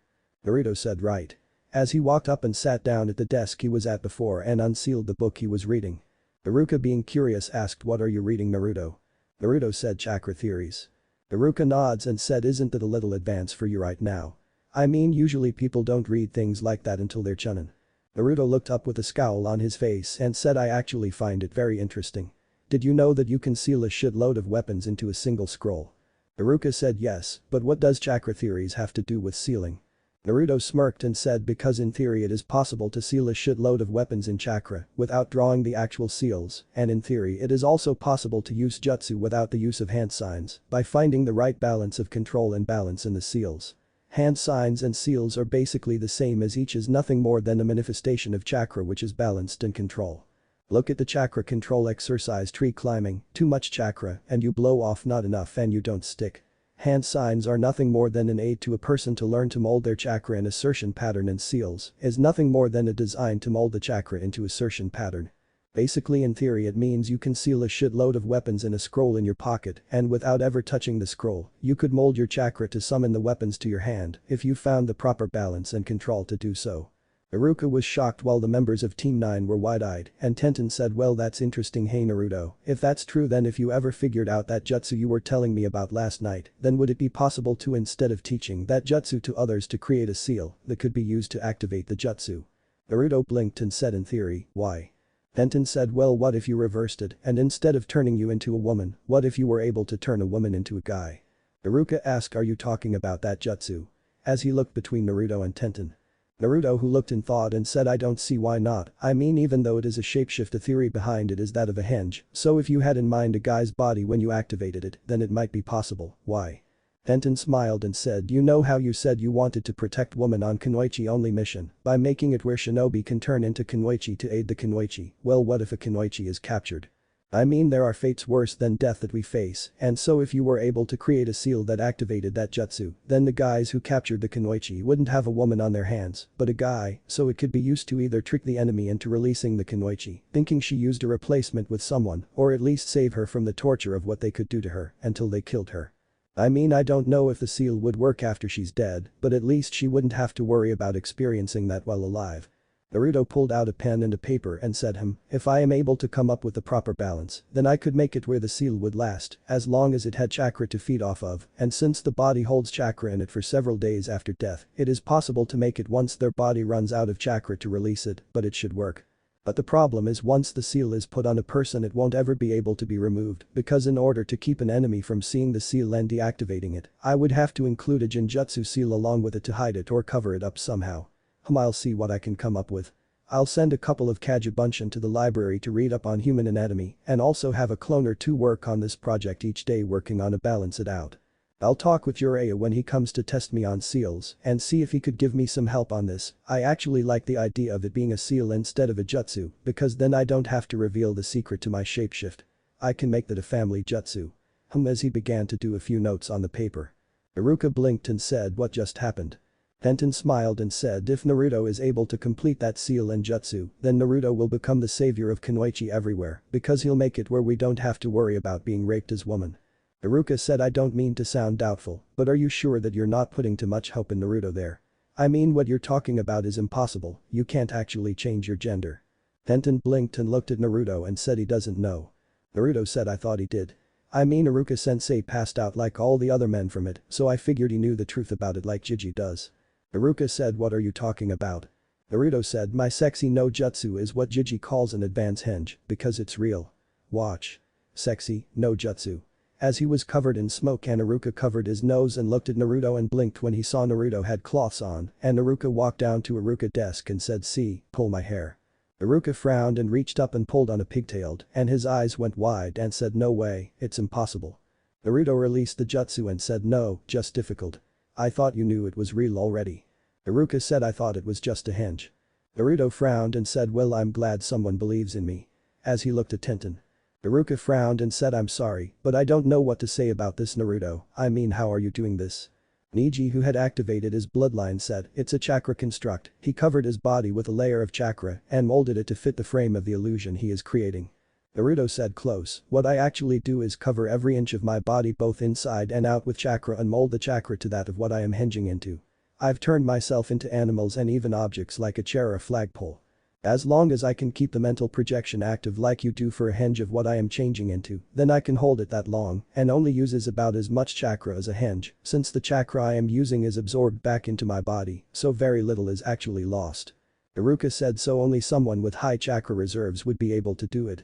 Naruto blinked and said no, Konohamaru Jiji grandson, he sort of saw me knock out the old man yesterday and followed me around town, bugging me to learn the sexy no jutsu. I finally agreed and after 2 hours he was able to pull it off. Tenten said you taught that to the Sanding grandson. Angrily. Naruto waved his hand and said it was before we talked, I swear. Iruka frowned and said oh god, Konohamaru knows the sexy no jutsu. Naruto said yeah, but I didn't do nude woman with him. I had him try to imitate woman we saw walking down the road. Iruka said thank goodness for small miracles so he can pull it off why don't you teach it to Kunoichi now Naruto? Naruto rubbed his head and said well, it isn't finished. I mean the clouds were covering parts of the body I don't actually know enough to reproduce, also I like Tenten idea of making a seal for it. That way the actual process and hand sign required will only be known by those I chose to know it. Iruka said, but that will take a long time if ever because you would have to learn sealing and then come up with a seal that could do what you're wanting it to do if at all possible. I mean you talking about creating something off a theory that might not be true. I said Iruka-san, while I agree what you are saying is true there is also something you should realize. A few minutes ago you thought it was impossible to make an illusion real, but through hard work, time, and training, it appears that he in fact made it real. Perhaps he will never succeed in doing this, but maybe what he does figure out will be used by others to make this theory him and Tenten were talking about a reality someday. Naruto said yeah, that's what I'm trying to say Iruka-sensei. I know how impossible it sounds, and I should just accept fate that I will fail and quit now, but if I did that then I wouldn't be here today. I would have quit trying to be a ninja the first time I failed the final test, and yet here I am discussing something with fellow Konoha shinobi and Kinauchi about something that if it someday is successful, then it would make the lives of our ninja better. I mean look at Kyuubi, the legend behind it says the Kyuubi was too powerful to be defeated, but working together the ninja of Konoha succeeded in saving our village and defeating the undefeatable when fate was telling them they would all die. Iruka sighed and Niji frowned and said, a person is destined to a predetermined fate. It is not that you fight against fate, but what fate has decided for you to do. Naruto blinked and looked at Neji and said, dude, how in the hell does a girl like Tenten like you with that 3-foot fake kunai shoved up your ass? Tenten gasped and said, Naruto, you shouldn't say things like that, and how did you know that? I never told you I liked him. Naruto said, when you were telling me about your teammates you said Lee and Neji-kun. I may not know you very well, but I do know you wouldn't add the kun suffix to his name unless you either greatly admired him or loved him. Perhaps it is a brother-sister bond or something more, whichever case I don't know, and that's your story. I just saying I don't see how you could like him when he believes everyone is controlled by fate. Fate can kiss my blonde ass. Neji glared at Naruto and said, you cannot fight fate. Naruto asked, if that is what you believe then I will not disagree with you, but I will not agree with you either. I agree that we do have one fate in common, and that is death, but the road to our death and how long it is to get there is one I believe that we are able to choose. Neji thought a moment and said, I don't agree. Naruto sighed and said, look, you saying that every action and every choice we make is decided by fate, right? You're saying that no amount of training, no amount of preparations, no amount of anything will change the fate of what will happen at any given moment. Is that what you're saying? Neji said yes. Naruto said, alright, tell you what. If you and I had a fight, who would fate decide would win? Neji said, fate would declare me the winner because I have more experience than you, stronger, faster, smarter, and I am a member of the strongest clan, the Hyuga clan. Naruto said, fine, outside, right now. You and I will have a fight, your sensei will be the ref and will only stop the fight if one of us is going to die or someone is unable to continue, do you agree? You win and I will agree with you that fate is predetermined, I win, and you must accept the fact that we are capable of making our own fate. Agreed. As he offered his hand. Neji said agreed. As he shook hands with Naruto. I said I don't agree. Naruto said doesn't matter to me. I gave my word I would fight him and I never go back on my word, let's go fate's bitch. As he walked out the classroom. Neji also started walking outside and Guy said, Neji, stop, I do not allow this. Neji said, this is a duel of honor sensei that has been challenged and accepted. You have no choice but to allow it. As he walked outside. I frowned and quickly went outside followed by the others as the newly made genins also rushed outside. Soon Neji and Naruto were outside on the training ground and Guy frowned and said, when I declare a winner you both are to stop, do you understand? Both boys said hi. I said alright, no killing begin. Naruto put his hands together and said Kagebunshin no Jutsu. As 60 Kagebunshin appeared and moved in a circle around Neji, shocking everyone but Tenten and Iruka. All the Kagebunshin smirked and said together, I may not be smarter, stronger, faster, or skilled as you, but I do know one thing that you don't. Neji, who had activated his bloodline to keep an eye on the Kagebunshin and trying to find the real one, said, oh, and what's that? The Kagebunshin said, never let an enemy determine the battlefield when there's an army of them and only one of you. As they all quickly reached down and grabbed small gravel stones from the ground, and Tenten's eyes widened as she saw what was about to happen and thought, no, he wouldn't. One said fire. As they all started throwing rocks at Neji as fast as they could as one said Kagebunshin no Jutsu. As more Kagebunshin appeared grabbing more rocks and throwing them as Neji began to try and dodge the rocks and striking the Kagebunshin who were also running around throwing rocks and dodging as another shout of Kagebunshin no Jutsu was heard as Neji began to get hit by more and more rocks. This went on for the next 10 minutes as Neji began to pant heavily from dodging and destroying the Kagebunshin army that was now over 400 strong and some of them said, give up yet Neji. Neji glared at them and said, this is pointless. The clone said, if those rocks would be kunes or shurikens you would be dead long ago. You've lost because I can keep going and you don't know where I am, do you? Neji said, where the hell are you? The clones burst out laughing and said, since we got this big crowd watching me defeat you, it's nice and quiet back in the classroom so I can read in peace. By the way, it's time for us to meet our teams, you lose Neji. As the Kagebunshin all went up in smoke. Inside the classroom Naruto blinked and smirked as he got the memories. Back outside everyone was looking around for Naruto and then they looked at the bruised and exhausted form of Neji and Kiba said, man, Naruto totally owned him. Neji glared at Kiba before he fell face first toward the ground. Iruka looked at Guy and said, I'm sorry about that guy, Naruto can be a little childish at times. I said, actually Iruka-san, I think I might just shake Naruto's hand. Neji will be feeling those bruises for the next few days, but he did prove his point. Neji underestimated Naruto because he just graduated and thought that he was destined to win. Naruto defeated him by using his brain to not only pick a battlefield that gave him the advantage, but also used a strategy to tire out Neji and distract him. Iruka smiled and said yes, Naruto does get a good idea sometimes. Tenten walked over to Neji and squatted down and said, so did you learn anything? Neji said, yeah, your friend throws like a girl. Tenten got it twitched on her eyebrow before she slammed her fist into Neji's head and stormed off. Niji, who was rubbing his head, said, damn it, that hurt Tenten. Tenten, who was halfway across the field, said, good, you deserved it. Lee walked over, scribbling down in his notebook, and Niji asked, what are you doing? Lee said, taking notes. Naruto-kun is the dead last of his class and failed the graduate exam 3 times, and he was able to defeat you. I must study the skills he used to defeat you, so I may also defeat you, my eternal rival. Niji glared at him, and Guy said, that is most youthful of you, Lee, but now we must return to our duties in helping Iruka-san. Let's go. As he ran toward the building with Lee closing his notebook and also quickly following. Niji looked at Iruka and said, a little help please, it hurts to even breath. Iruka sighed and said, I'll take you by the school nurse and check up on Sasuke. Strange, it just dawned on me that Naruto was able to beat the Rookie of the Year for both his class and your class in the same day. Niji glared and thought, I will never hear the end of this.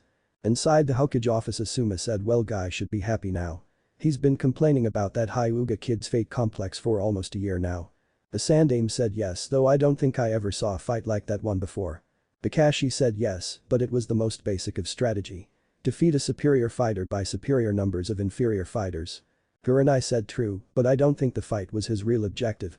He seemed to be more interested in that book he was reading, and I must admit the idea of the seal the girl and him were coming up with sound very interesting. If he is able to make it, I know I would want it. Kakashi said, I doubt he will though, Kurenai. It would take him countless hours to even understand the basic of sealing, and that is if he were to even complete that jutsu of his, which I don't believe he will be able to. The Sandaime said, don't you think you are being a little hard on him, Kakashi? I mean, it is a novel idea in my opinion. Kakashi said, if he could do it I would agree, sir, but I do not believe in fantasy. I have always been a realist. If his team passes, I will not aid him in his plans on that jutsu or seal. I will teach him and his team the value of teamwork, and if I deem they are ready I will aid them in their personal development, but I will not waste my time on fantasy or dreams of grandeur. Each one has to show me that have what it takes to be ninja and are also willing to work on it. Asuma sighed and said, you come off cold, Kakashi, but I do understand what you're saying. Naruto is the dead last of his academy, and even though it appears that he is becoming more serious, he will have to prove that he is indeed dedicated. Then there is the girl on your team. She is one of the Uchiha biggest fangirls, and though some of that may have been broken today, it will take a lot of time and hard work before she is ready to truly be a Kunoichi, and 10 there is the Uchiha. Is your worst case scenario? Kurenai and Kakashi both agreed, and the Sandaime said, well, if that is all, you 3 are dismissed to get your students. Asuma and Kurenai both left and Kakashi waited until they were gone and said, he is a lot like his father though. I do hope he does succeed in his goal. If he does, then he will gain the respect of a lot of women and by proxy men. Sarutobi said, Kakashi, Naruto is doing a lot of private training, as well as some training with the girl on Guy's team. She knows the truth about him and has accepted him for him, and she is trying to help him. I am aware of what he is learning so far, and I have made a few deals with him should he prove himself, so don't be surprised if he advances quickly his skills. Also, do not let him know I have told you about his friendship or his training. I want you to act like you think he is just fresh out of the academy and knows only the basics and the Kagebunshin no Jutsu. If he reveals more, then you can use it, but don't push him to reveal what he knows or don't know. I do not know his current level, but I do know the general idea of where he is. Do you understand? Kakashi asked, do you want me to hold back and let him do his own thing? Sarutobi said, no, train them the best you can, but I thought I would warn you should he reveal he knows something the others he graduate with don't. Kakashi said, I understand. If there comes a time where I need to gain his trust, do I reveal our past together? Sarutobi said, only as a last resort. Anbu identities are supposed to be hidden for a reason. Kakashi nods and said, if that is all, then I will take my leave. Sarutobi nods and Kakashi left in a swirl of leaves. Back at the academy, Naruto was reading when the other students came in and Kiba said, dude, that was totally awesome the way you owned him. How did you actually make real clones? Naruto looked up and said, you say something, Kiba. Sorry, I was really interested in this book and wasn't paying attention. Kiba growled and said, I was asking how did you make solid clones? Naruto said, oh that. It's a secret. As Kiba face faulted. Before anything else could be said, Tenten walked in the room and walked up to Naruto and slapped him upside the back of the head and said, Baka, do you have any idea how stupid that was? Naruto said, what, are you mad that I beat the guy you have a crush on? Tenten slapped him upside the head again and said, no idiot, he's had that one coming for a while now actually. I was talking about the fact you could have killed yourself out there. The Kagebunshin no Jutsu is a Jounin level forbidden jutsu for a reason. Shocking everyone who was listening in and wondering how Naruto knew such a jutsu. Naruto frowned and said, I know I need to watch out for the mental feedback, but what's the problem? Tenten grabbed Naruto's jacket and pulled him to his feet and screamed, the problem is that it divides your chakra evenly each time you make them. Not the chakra in your clones, but your chakra. Take a gallon of water to represent chakra, make a kajabunshin, and you then only have half a gallon, make another, and you only have a quarter of a gallon, make another, and you only have an eighth of a gallon, another is a 16th of a gallon. Each time you made those you were cutting your own chakra reserves down to the point you could have died from chakra exhaustion. I know you have more chakra than Hokage-sama, but just throwing it away like that was stupid and dangerous. You didn't slip out of the fight until you had already used it 10 times. You may not know it, but right now your reserves are only a little bigger than that dog over there, and you need that to live. If you would have tried that jutsu one more time you would have either passed out or died. Do you understand? As she shoved him back into his seat. Naruto looked shocked and said I didn't know. I didn't think about it since it's so easy to make them for me. Tenten huffed as she crossed her arms and said Naruto if you are going to fight an enemy using cannon fodder tactics like you just did, then you should only make Kagebunshin once and have your Kagebunshin make Kagebunshin once. They will only be at 1/4 of your chakra reserves, but with as many as you could make, you could possibly create an army of 10,000 Kagebunshin. They can use most of the jutsu you know, so if you had an army of 10,000 using a simple fire jutsu, you could destroy an entire village in one attack. I told you to work smarter, not harder. You're smarter than what I just saw Naruto. Stop trying to get everyone's attention and do what you got to do, and people will see you, and not the idiot they see you as now. As she turned and started to walk away and Naruto said sorry. Tenten said it's not me you should be saying sorry to. It's yourself. I'm just your friend, I don't have to live your life. As she walked up to where Iruka and Lee were. Lee asked quietly, don't you think you were a little mean to him Tenten? Tenten said no Lee, my duties as a kunoichi as well as those to my family leave me little time to make friends, so if I actually try to be friends with someone, then I don't want to see them die being an idiot. Naruto who was looking down heard this and thought damn it, this is not how I wanted things to be. The Jounin sensei all began to come and get their students with Sasuke and Neji both returning who both glared at Naruto. Team Guy left also with Iruka, and it's been 3 hours now with Naruto reading his book in the back of the class and Sakura looking between Naruto and Sasuke every few minutes biting her lip and she finally asked Naruto what's up with that girl earlier. Are you and her going out? Naruto said no, we sort of met in the aftermath of the Mizuki incident the other night when he caused some trouble that he had to be restrained by force before Anbu took him away to prison for breaking several laws. We sort of became friends after that. Sakura said just friends. She seemed to worry about you or something. It wasn't the thing friends usually do. Naruto laughed and said Sakura, let me ask you this, what is your goal for the future? Sakura said what do you mean? Naruto said like I plan to work as hard as I can to become Hokage. For me it's not a dream but more of a goal, what is your goal? Sakura frowned and said I don't know, why? Naruto said what about you team, do you have a goal? Sasuke said to kill a certain man and restore my clan. Why? As he looked at Naruto. Naruto said Tenten has a goal also. She doesn't like the way women are treated as if they are weaker than me and so she is working to prove that kunoichi can be just as good of ninja as shinobi. Did either of you see her hands? Sakura asked what about her hands?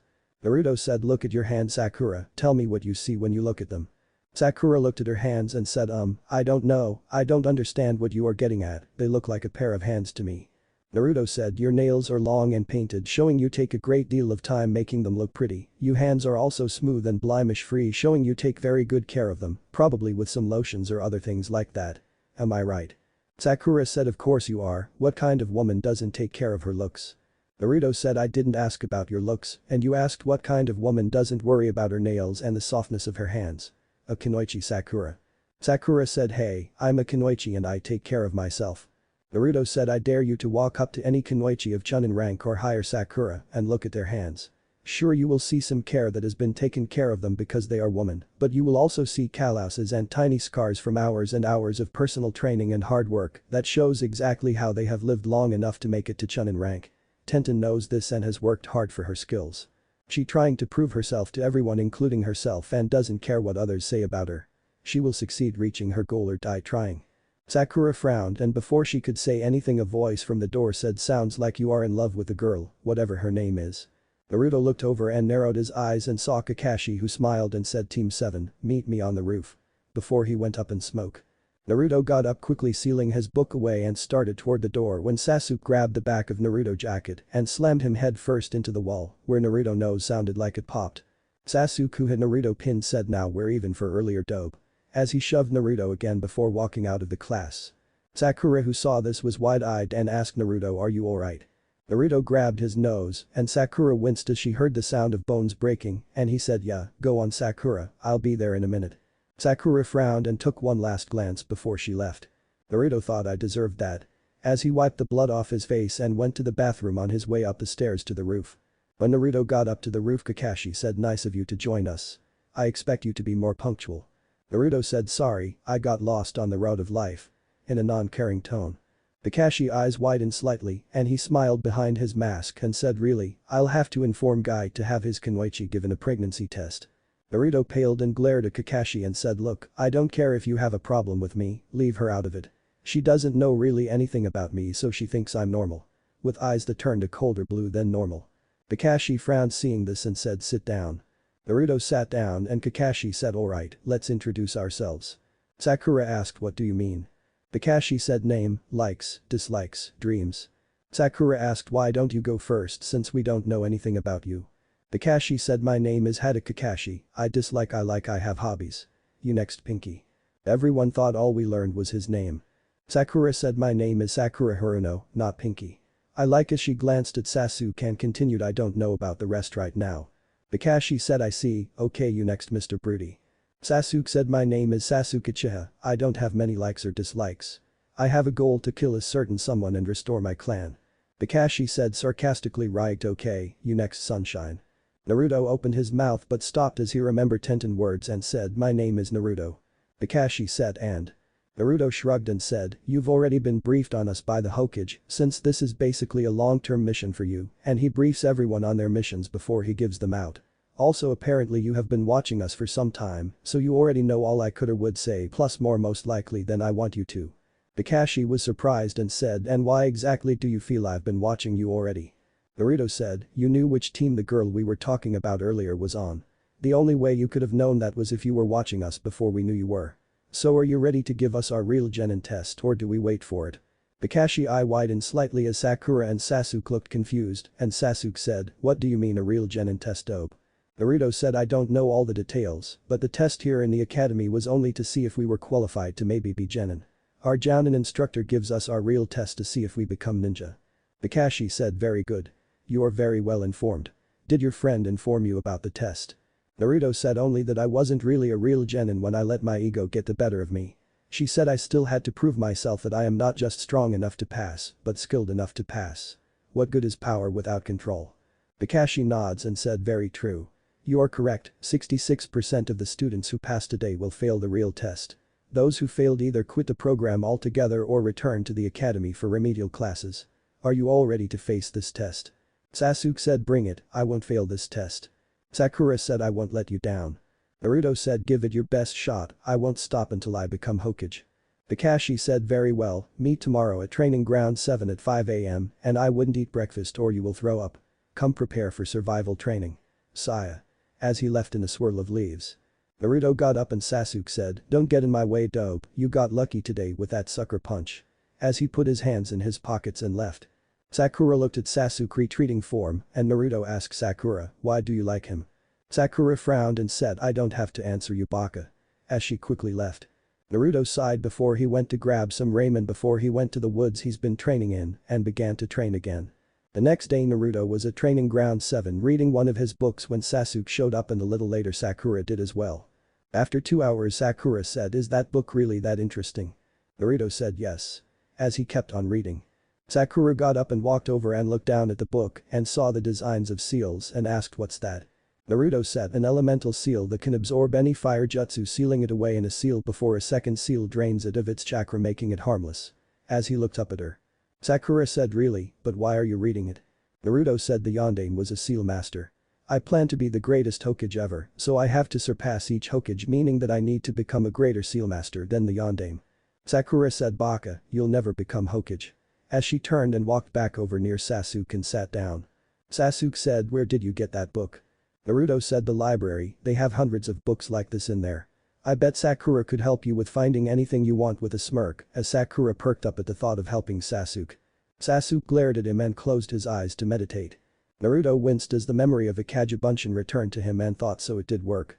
I wasn't for sure if the memory transfer would work with Akajibunshin of Akajibunshin, but I guess since it was made with my chakra, even if my clone made it, it would work. Now I just need to make sure every day to send a Kagebunshin to train in the woods nearby while I am with my team. Another hour later Kakashi arrived and said, "Yo, sorry I'm late, I got lost on the road of life." Naruto pointed his finger and said, "Damn lying copycat. That was my excuse yesterday." Kakashi smiled behind his mask and ignored Naruto and said, "Anyways, I hope you are ready for this test. You are to try and capture one of these bells before noon. If you do so then you pass, but if you don't then you will be sent back to the academy." Sakura said, "But sensei, there are only 2 bells." Kakashi said, "That means that one of you will be sent back to the academy no matter what. You have until noon, come at me with the intent to kill. Are you ready? Go." Sasuke and Sakura both jumped into the woods while Naruto looked at Kakashi and Kakashi said, "You did hear me say go, right?" Naruto frowned and looked at the bells and then at Kakashi and bit his lip as his eyes darted back and forward a moment as he remembers several things and he said, "It's a trick." Sasuke, "Sakura, the bells are a trick," he said. "There's a 66% failure rate on this test. That means 2 people off every team will fail this test, meaning there is no reason for there to be 2 bells. These bells are a distraction to make us waste time fighting him for the bells, well the real bell is somewhere in a safe location. If you were given a mission to protect an object that was valuable you wouldn't have it in the open like he is, you would put it someplace secure, someplace safe, while distracting the people who are after the object with a fake.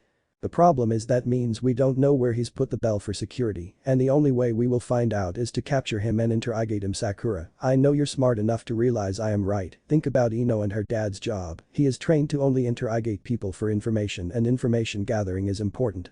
This test is like a mission, it's 3 parts, first capture, then information gathering, then retrieval of the object. It's made to test us on 3 parts, 3 separate tests, the teams are wait, that's it, that's it. There's no I in team or teamwork, we are supposed to work together to capture you and get the information and retrieve the item, but since there is only one real item only one of us could carry it, you are testing us to see if we would put the good of the team before the others. There were 9 teams that passed to graduate. 6 of those teams will fail, while the 3 who actually work together the best will pass become ninja. Konoha only wants the best of the best for our ninja, so only those 3 teams who show the best teamwork will become real genin. We have to work as a team, for the good of the mission. The bells are not actually important, but a reason to distract us." Kakashi was wide-eyed as he watched Naruto figure out the test and thought well he did figure out the test, but he overthought it. Naruto looked around the clearing and waited for a few minutes and said, "Fine, you guys can wait till the right time to join in or ignore what I am saying, but I am willing to work with you to prove I'm a team player. I'll use my Kagebunshin as cannon fodder to tire him out while you both come up with a plan to trap him." As he put his hands together and said Kagebunshin no jutsu. 75 Kagebunshin appeared and Kakashi who was standing there thought I wonder if he realized he gave them 2 chances to pass this test by letting him fight me to gather information and they come in to take the reward of his hard work or they actually join him and fight me together, either way it won't matter. As he began to move quickly through the clones punching and kicking them, causing them to go up in smoke as he moved. As the last clone was destroyed, Kakashi was waiting for the smoke to clear as he looked for the real Naruto, and only years of experience gave Kakashi time to move away to save his life from the downward sword slash from Naruto, who had climbed a tree and jumped off of it, bringing his sword down, as the smoke from the Kagebunshin covered his movements. However Kakashi did not get away free of injury. As a slice appeared in his Jounin vest.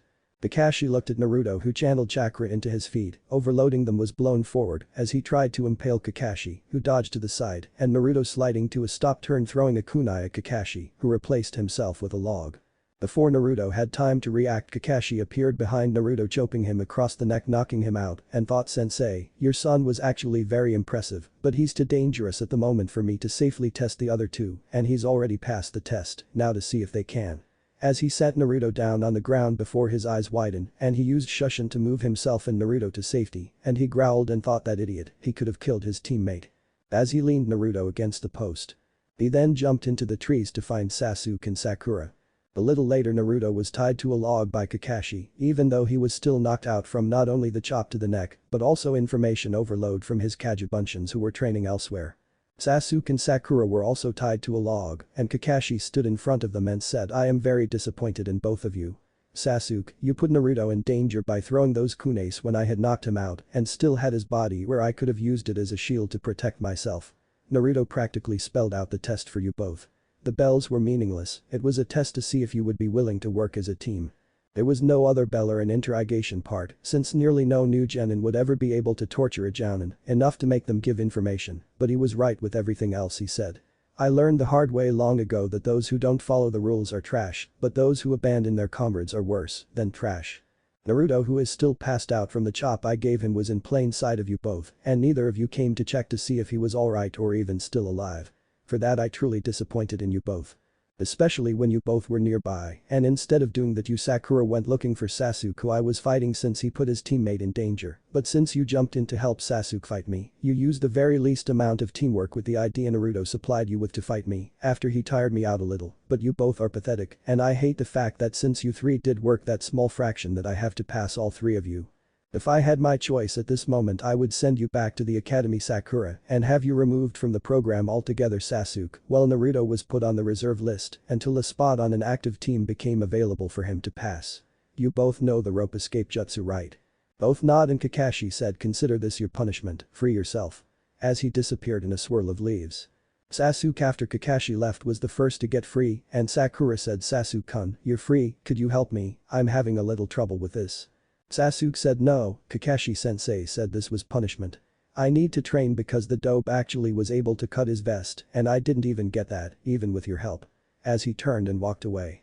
Sakura looked down, and after Sasuke was gone she began to slowly free herself, and after she was free, she looked at Naruto and thought, this is all your fault, Sasuke-kun, and I could have been a team together and showed Kakashi-sensei our teamwork, but you had to be all glory hog and made me and Sasuke-kun look bad when we did work together. If anyone should be dropped from the program, it's you. As she stomped off. When Naruto awoke, he found himself tied to a log and blinked as he looked around and said, hey, what the, hey, someone let me go. What's going on? As he tried to get free. Naruto frowned and tried to get free, and after 30 minutes he thought, damn it, why the hell was I tied up, and where is everyone? They left me, they all tied me up and left me for dead, damn it, did we even pass the test, how the hell am I supposed to get free? As he tried some more to get free. After a while Naruto looked at the wire tying him down and thought, damn it, how can I escape? If only I could get to my weapons and cut myself free. Wait, cut, no, I haven't even gotten close to doing that, but what choice do I have? As he began to concentrate on folding his chakra and trying to escape by cutting the wire with his wind element. 4 hours later Naruto was near exhaustion and thought, this isn't working, I can't do this, I don't have the control to do this, I'm never going to let this happen again. I'm going to train to get my chakra control and my wind control so good I can cut anything, no matter how tired I am. I've got to try something else, maybe if I compress my chakra and release a huge bubble of chakra at once, it will loosen the ropes enough for me to escape, I hope. So he closed his eyes and began to concentrate, putting as much chakra together as he could as he kept concentrating until he felt like he was about to pass out from using so much chakra, and he released it, and at that moment he passed out due to chakra exhaustion and pain, as what wind chakra manipulation he could do, as well as the amount the chakra was compressed. When he released it, the chakra shot out of his body like a Hyuga Kaiten and cutting the wire, the log. The ground, his body and his cloths, while also creating a sphere 15 feet wide around his body and at least 2 feet deep in the center where his body lay. In less than 2 minutes Anbu as well as several other ninja including the Hokage were at the scene, and the Sandaime saw Naruto and looked around and said, what happened here? And Anbu said, sir, my team was first to appear and we found him just as he is now. I do not know what happened here, but from what I can tell it appears by the damage that he was attempting to use wind manipulation, sir. Kakashi, who had arrived, looked at Naruto and frowned, and the Sandaime asked Kakashi, what happened? Before Kakashi could say anything, the sound of quiet sobs was heard and a mumbled noise was heard, and the 30 people who had gathered look at the source, and the Sandaime saw that Naruto had tears going down his face and he heard, why did they leave me, why am I tied up, why? Kakashi turned and slammed his fist into the tree behind him and said, sir, I do not know everything, but earlier Naruto figured out the test in the first 2 minutes as I had reported to you, and I had tied all 3 of them up, even though Naruto was passed out after I knocked him out, so I could test the other 2 without his interference, and I tied him up so he wasn't laying face first in the ground. I asked Sasuke and Sakura if they knew the rope escape jutsu, and they both said yes, and I assumed that Naruto did as well since they did, so I left to report their team passed. It appears that he didn't and they left him tied up here, and this must have been the result of him trying to free himself after 5 hours since the test ended, sir. I take full responsibility for this as it was failure on my part for not making sure he was alright when he woke up. I had assumed his teammates would have woke him up and freed him, but it doesn't appear so. The Sandaime said, I see, Kakashi, I don't care if you have to quit reading your books altogether. I want a demonstration by Naruto within 2 weeks showing that he can perform the rope escape jutsu. That lesson was taught by Mizuki at the academy and appears to be another lesson he sabotaged Naruto on. I do not care what anyone's personal feelings for Naruto are, but he is a Konoha shinobi like anyone else. Do you understand what I am saying, Kakashi? Kakashi said yes sir, I will make sure to teach it to him personally. The Sandaime looked at Naruto and said I shudder to think how long he would have been here if he didn't do what he did. That must have been a final desperation move. Kakashi, take him to the hospital and make sure you are there and find out if you are correct and if so explain what happened. We don't need him thinking you're another Mizuki waiting to betray and kill him or his trust in our village could be lost. Kakashi nods and an Anbu said sir, I'm sorry for interrupting, but if I may ask a question. The Sandaime nods and the Anbu said I first want to say that I do not have a problem with him and his status, but what I was wondering is why he was allowed to pass in the first place from the academy when he failed the actual genin test. The Sandaime said first, for the past 3 years the only thing that he has failed is the clone no jutsu. Every other part of the test he passed 100% on. If he could have performed that jutsu he would have graduated already 2 years ahead of those his age. Now as you all know the clone jutsu takes only a very small amount of chakra to make it, which is why it is used as a distraction. Naruto is able to produce hundreds of Kagebunshin. I myself if I used all my chakra could only produce maybe 40 if I am lucky. If you see that and understand exactly how much chakra he has to control to do any jutsu, and he can perform the replacement and hinge perfectly, you would understand his problem is that it is impossible for him to make a clone no jutsu unless he had chakra control on the level of Tsunade or even greater. When that information was presented to me I saw it was a factor that no one including myself failed to take into account. Now the next thing, Naruto has stealth skills surpassing that of even some of our Anbu. He was able to paint the Hokage monument in broad daylight wearing orange and he wasn't noticed until he was done. He also showed skills in infiltration by getting past the security in the Hokage tower and escaping outside the village for several hours, while only one person who was not aware of the fact Naruto was being tricked by a superior was able to find him. Take that in effect it means that if Naruto doesn't have the skills to be qualified to pass, then most of our forces including some of our Anbu are not qualified to be a ninja. If other countries found out about Naruto abilities and that we did not pass him, then Konoha would be a laughingstock to other countries and our clients would seek out business elsewhere and if Konoha doesn't accept Naruto, who's to say another village wouldn't try to recruit him, seeing the potential that many in our village refuse to admit. We're lucky that his strong will and determination wants to prove himself here thanks to the few who have accepted him, because I would hate to see what he could do if he became our enemy. Kakashi said also if you think he isn't qualified, in the bell test where I had ordered him and the others to come at me with the intent to kill, had I not had years of experience and trusted my instincts, I would be in the hospital from the trap he used against me. He had me believe that he was going to use numbers of Kagebunshin to wear me down so his teammates could join at the end and get the bells while I was weak and I underestimated his ability. My shirt and Jounin vest were sliced in half when I dodged at the last second when he used the Kagebunshin as a smokescreen when they were dispelled to hide his attack as he came down from above with his sword ready to strike as he fell. Many were shocked hearing this and a few gave Naruto another look while gaining him a little respect. Kakashi walked over and placed his hand on Naruto before they left in a swirl of leaves and said, I don't want this spread around. Anbu, repair the damage and return to your duties. As he left in a swirl of leaves. When Naruto awoke he found himself on a bed and after a few moments of letting his eyes adjust, he found that he was inside his apartment. He sat up looking around and found himself wrapped in bandages. The noise from another room alerted him of someone else being there and Kakashi walked into his bedroom and Naruto blinked before the memories of what happened returned and he scowled at Kakashi. Kakashi said in case you're wondering, after whatever it was you did destroyed part of the training ground the Hokage, myself and several other ninja arrived and found you in a crater wounded. We believe we know what happened but would like to hear from you to see if it's true. I took you to the hospital and made sure they treated your injuries correctly before I brought you back here to rest. Could you tell me what happened? Naruto glared at Kakashi and said why should I? Kakashi sighed and reached into his vest pocket and pulled out a scroll before unsealing a Anbu mask and putting it on. Naruto's eyes widened and whispered Inu. Kakashi took the mask back off and said yeah, I'm Inu. Naruto frowned and asked why was I tied up, why did you all leave me there? Why would you do that to me after all the times you saved me? As he looked at Kakashi questioningly. Kakashi asked when you woke up, did you see Sasuke or Sakura? Naruto frowned and shook his head no, and Kakashi sighed and said, after you figured out most of the test, good job on that by the way, I knocked you out and Sasuke attacked me at that moment. I had to shushin us both away and I put you against a training log to go test both Sasuke and Sakura who barely worked together, actually Sakura tried to help Sasuke, but with the way you explained it, I had to pass them. I was angry at both of them and told them that you should be put on another team, while both of them were dropped from the program. I had tied them both to a training log and you had slumped to the ground and I didn't know how long you would be out. I tied you as well up. I then chewed both Sasuke and Sakura out and asked them if they knew the rope escape jutsu. Naruto asked the what? Kakashi sighed as he rubbed his hand through his hair and said, it was something the academy was supposed to teach you.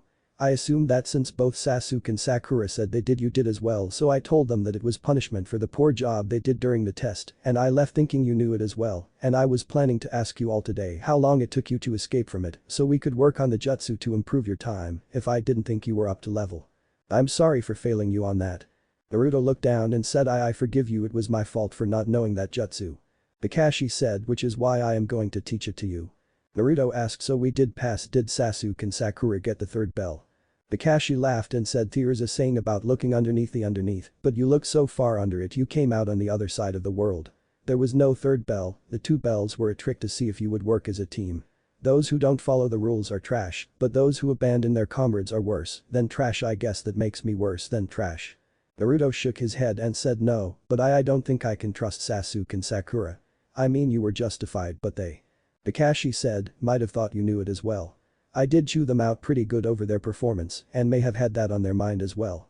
I can understand how you feel, but things might not be actually as bad as they seem now or they could be worse. What I am saying is they are your teammates, like it or not, and unless one of you get promoted, injured, die, or quit you're stuck with each other. Naruto frowned and thought a moment and said alright, I'll try and get along with them and trust them, but I'm going to also watch myself around them in case they are like others I've dealt with before. Kakashi smiled and Naruto asked, so what now? Kakashi said, well, your cloths you had on were destroyed, but your sword was undamaged. I also found your training weights and I replaced them and your cloths you lost by matching them with the ones you had here in the closet. Since this was still my fault, I notice you had a storage seal on your arm. What's in it if you don't mind me asking? Naruto frowned and said, you won't tell anyone, will you? I mean not even Sasuke and Sakura. Kakashi said, no, I promise. Naruto wiped some blood across it and out popped a scroll and Naruto unsealed 4 books and handed the scroll to Kakashi. Kakashi read it and his eyes got wide and whistled and said, not bad, who came up with this for you if you don't mind me asking? Naruto said, my friend Tenten Jiji knows already about all this and he gave me these 2 books after I read the basics Tenten gave me. Kakashi looked at the books and his eye widened slightly seeing one of them and said, did he know my sensei wrote that one? As he pointed to the one on chakra theories. Naruto said, Dad was your sensei. As he slapped his hand over his mouth and looked at Kakashi with fear in his eyes. Kakashi frowned and said, why did you say the Yondaime was your dad? Naruto sighed and said, there's a blood seal in the Kyuubi seal. The only way it could be there where it is located is if the person who wrote it was related to me and since the Yondaime was an orphan. Kakashi said, I see you need to be more careful with that piece of information. Who else knows? Naruto said, just Jiji and Tenten. Kakashi tilted his head to the side and asked why her. I figured Tuchi, Am, her Iruka. Naruto said she was there the night in the woods with Mizuki, she heard everything and accepts me as me, she wants to be my actual friend and believes in me and my dream. She means a lot to me for that. She's someone I don't have to hide things from. She talks to me and treats me as a person and if I don't understand something she tries to help me understand it. She even gave me the talk nobody has ever told me about all the differences between men and women and explained to me why women get so upset with my sexy no jutsu. I feel I can be me around her. Kakashi said, I see, maybe I can arrange for her team and ours to work together on an occasion or two to allow you a chance to be with your friend. Naruto said, you would do that? With eyes wide. Kakashi nods and Naruto said, thank you Kakashi sensei. Kakashi said, now Naruto, you can't tell anyone about me being an Anbu or Inu. We are given code names and masks for reasons that must remain secret, not only for me, but for others. Naruto said, I won't tell anyone, but could you tell me about Dad sometimes? I mean, I know I'm not supposed to officially learn anything about him or Mom, whoever she is, until I make Chunin and Jounin, but surely there is something you could tell me that wouldn't be classified or reveal the truth. Anything. In a pleading tone. Kakashi said, I think I might be able from time to time. Naruto said, thanks. Kakashi asked, so about all this training, how are you coming along? Naruto thought a moment and said, well, with Tenten advice I can stand on water a few seconds with both feet about a foot off the shore, but that's not very far yet. Tree climbing I can get about halfway up a tree, leaf balancing I can get the leaf to stay about a foot above my head, but I can't get it closer than that yet. I can generate a small breeze enough to move my hair with a great breakthrough, but the others I haven't made any progress yet. I've actually read all 4 books all the way through and I have began to write down on a separate scroll. I didn't unseal the main points and theories on both sealing and chakra theories and questions I have about them, as well as ideas for them. For some reason both seem like I'm not actually learning them, but relearning them like this. As he pointed to a part of the seal on his stomach. Kakashi looked at it and asked what about it. Naruto said this isn't covered in either of the books I've read, but I know that is the actual chakra converter seal that turns Kyuubi chakra into my own, and it's based off the principle of the fire absorption seal I read about, but how do I know that? It's the same things with the theories on chakra as well as the Kagebunshin no Jutsu. Well, it did take me several hours to learn it, I seem to have known part of the inner workings for it somehow. I can't explain it. It's weird. You don't think I have a bloodline or something, do you? Kakashi looked and thought a moment and said, I doubted Naruto, maybe it's a part of your dad in you. I don't mean like that, I mean your dad was a seal master, that's common knowledge, so I know I can tell you that. Maybe you have the makings of one as well, but seals are dangerous, Naruto, and I want you to promise me you won't mess with Sensei Seal. Naruto said, oh, I already made that deal with Jiji anyways. It's why he was so willing to let me have those other 2 books. I mean, I pointed out that if I were to learn seals, then if something happened to the seal, then I would have a chance to warn others or get away before any danger could happen. We also agreed that if I ever wanted to do anything to the seal, then I would have to get his permission first. Kakashi said, good, tell you what. I don't know if you know this or not, and you can't tell anyone I know this, but one of the reasons you and Sasuke are on the same team, even if you would have been ranked higher, is because I specifically asked for you to be on my team right after you were born, but Sasuke has a bloodline, though it hasn't activated yet, called the Sharingan. Since his family was killed, I am the only person in the village who can teach him how to use his bloodline, since I have it also right here. As he touched his hide-covered eye and said, I lost my eye, and my teammate gave me his before he died after saving my life. I don't like talking about it, and the only reason I am telling you this is because I want you to be able to trust me. Now when Sasuke activates his bloodline, I will have to focus a little on him to teach him how to use it properly. To make it up to you, I can see if I can find 1 or 2 more wind jutsu for you to learn after you can use all 5 of those correctly. I'll even see if I can't get some more books on seals for you that are usually restricted for higher ranking ninja. You could also check the library on seals and chakra theory. Naruto scowled and said, I tried and I was told I couldn't come in there because I don't have a library card and only my parents could get it for me. Yeah, right. Kakashi frowned and said, how about this then, every time you complete 20 missions successfully I'll buy you a book so you can look at it anytime you want. Naruto eyes widened and said, you would do that for me, Kakashi-sensei? Kakashi said, yeah. Naruto frowned and asked why though, I mean, as he tried to find the words to explain what he wanted to ask. Kakashi said, I owe your dad a lot, if I could have I would have adopted you to raise you for him, but there were things that stopped me from being able to adopt you, and no, it's not the fox. Naruto said, let me guess, the council.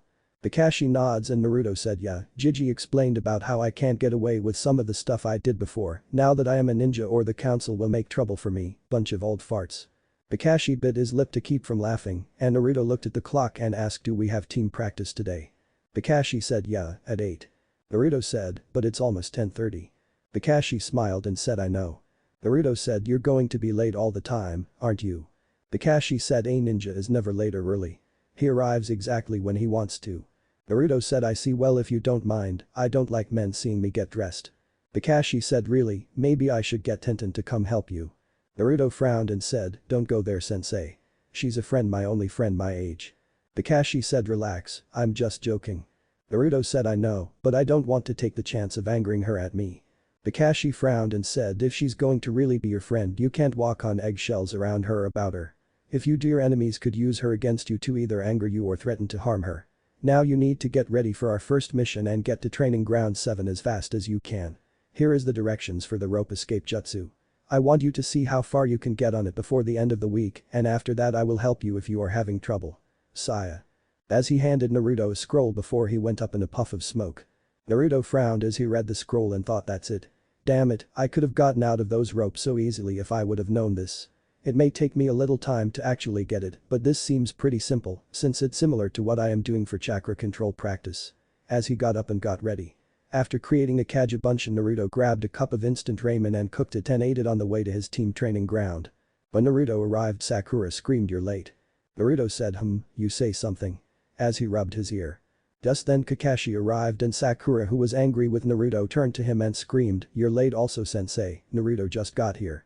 Kakashi said, sorry I'm late, a black cat crossed my path and I had to take another road. As he smiled, making Sakura angrier.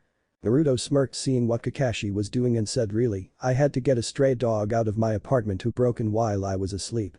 Sakura screamed, liars. Kakashi smiled and said alright team, let's go get our first team mission. As he turned and pulled out a book and began to read as he walked. Naruto seeing this also unsealed a book and began to read, and Kakashi seeing this smiled as he saw the glares both Sasuke and Sakura were giving Naruto, and he thought I wonder how long it will take before he realizes why this is actually a smart thing once he learns to keep an eye on his surroundings. As he saw Naruto nearly walk into a tree.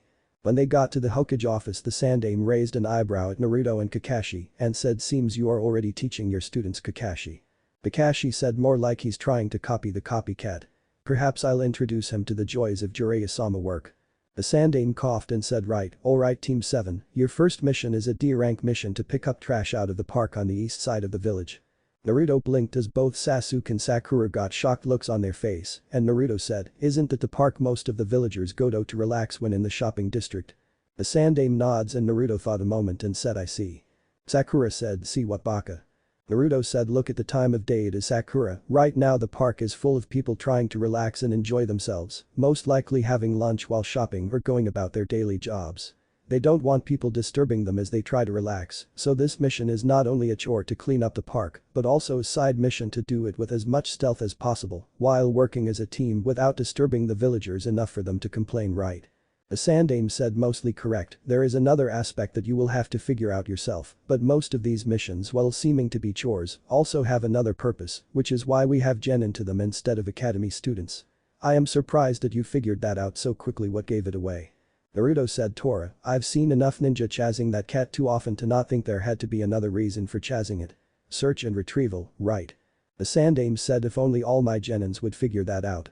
I have a few genins who have been genin for years and they still think D-rank missions only real purpose is chores when in fact they are designed to teach another aspect of being a ninja while completing a mission in a controlled environment. There is actually a record board with the fastest and slowest times of capturing Tora in the village that is only viewable by those of Chunin rank or higher, since they will never be able to try and break the record. At this Naruto said, really, are there any prizes for breaking the record? The Sandaime said, besides the mission pay, only bragging rights I am afraid to their fellow Chunin or Jounins. Kakashi said, as interesting as this is I am afraid we need to get to the park and complete our mission. When Team 7 got to the park, Kakashi said, well, go ahead and get started. Naruto said, hey Sasuke, why don't you take everything from the east entrance to the south entrance? Sakura could take the east entrance to the north entrance and I'll take everything that's left. Sakura said, why should we listen to you, baka? As she went to hit Naruto over the head, who stepped back away from her hit, making her scowl. Sasuke said, we will work together in one area and move to the next. That way we can finish sooner. Naruto said, but. Sakura said, don't argue with Sasuke-kun, he's smarter than you are, baka, and came up with a better plan, so shut up and help us. As she moved after Sasuke. Naruto frowned and looked at Kakashi and said, we're going to have to do the work twice by following Sasuke directions, since we have people coming and going still, who will be dropping more trash that could go into the area we already done. Kakashi, who was reading his book, said, you say something. Naruto scowled and began to help Sasuke and Sakura, and Kakashi thought, you're right, Naruto. 2 hours later, Team 7 was inside the Hokage office and the Sandaime said, so Kakashi, how did the mission go? Kakashi said, at the beginning of the mission, Naruto tried to lead the team by making a plan to divide the park into 3 sections, with Sasuke and Sakura both having smaller sections than his own, where they could have covered more ground quickly and finished the mission earlier, which was first questioned by Sakura, and then Sasuke came up with the plan for all 3 to work in one section to finish it first, which was agreed upon by Sakura, which Naruto reluctantly agreed to do so, as not to cause a problem with the teamwork. In doing so, the team had to do the park twice to finish it because of the civilians who were using the park. The Sandaime said, I see, Sakura. Kakashi said, you questioned Naruto plan. What about his plan did you question exactly? Sakura said, I asked why should we listen to a baka like him. The Sandaime said, I see, Sasuke, what did you think of his plan? Sasuke said, dividing the team would have covered more ground but would have caused Sakura and me to not only do our work but come over and help Naruto cover his area since he had the most area. Naruto said, I was planning to make a Kagebunshin to help us take one section of the park. There was a reason I was willing to take the largest section. Sasuke said, I did not know that, and I also did not know that we would have to go back and clean up the section again if the entire park was not clean at the same time, thanks to the civilian using the park. The Sandaime said, I see, Naruto, what did you think of Sasuke's plan? Naruto said, I could see where he was going with his plan, but I suspected that we would have to have the entire park clean at the same time if we were to complete the mission, which I knew would make us have to go over each section twice just to make sure each section was clean. The Sandaime said, I see Sakura, now that you heard all this, which one do you think had the better plan?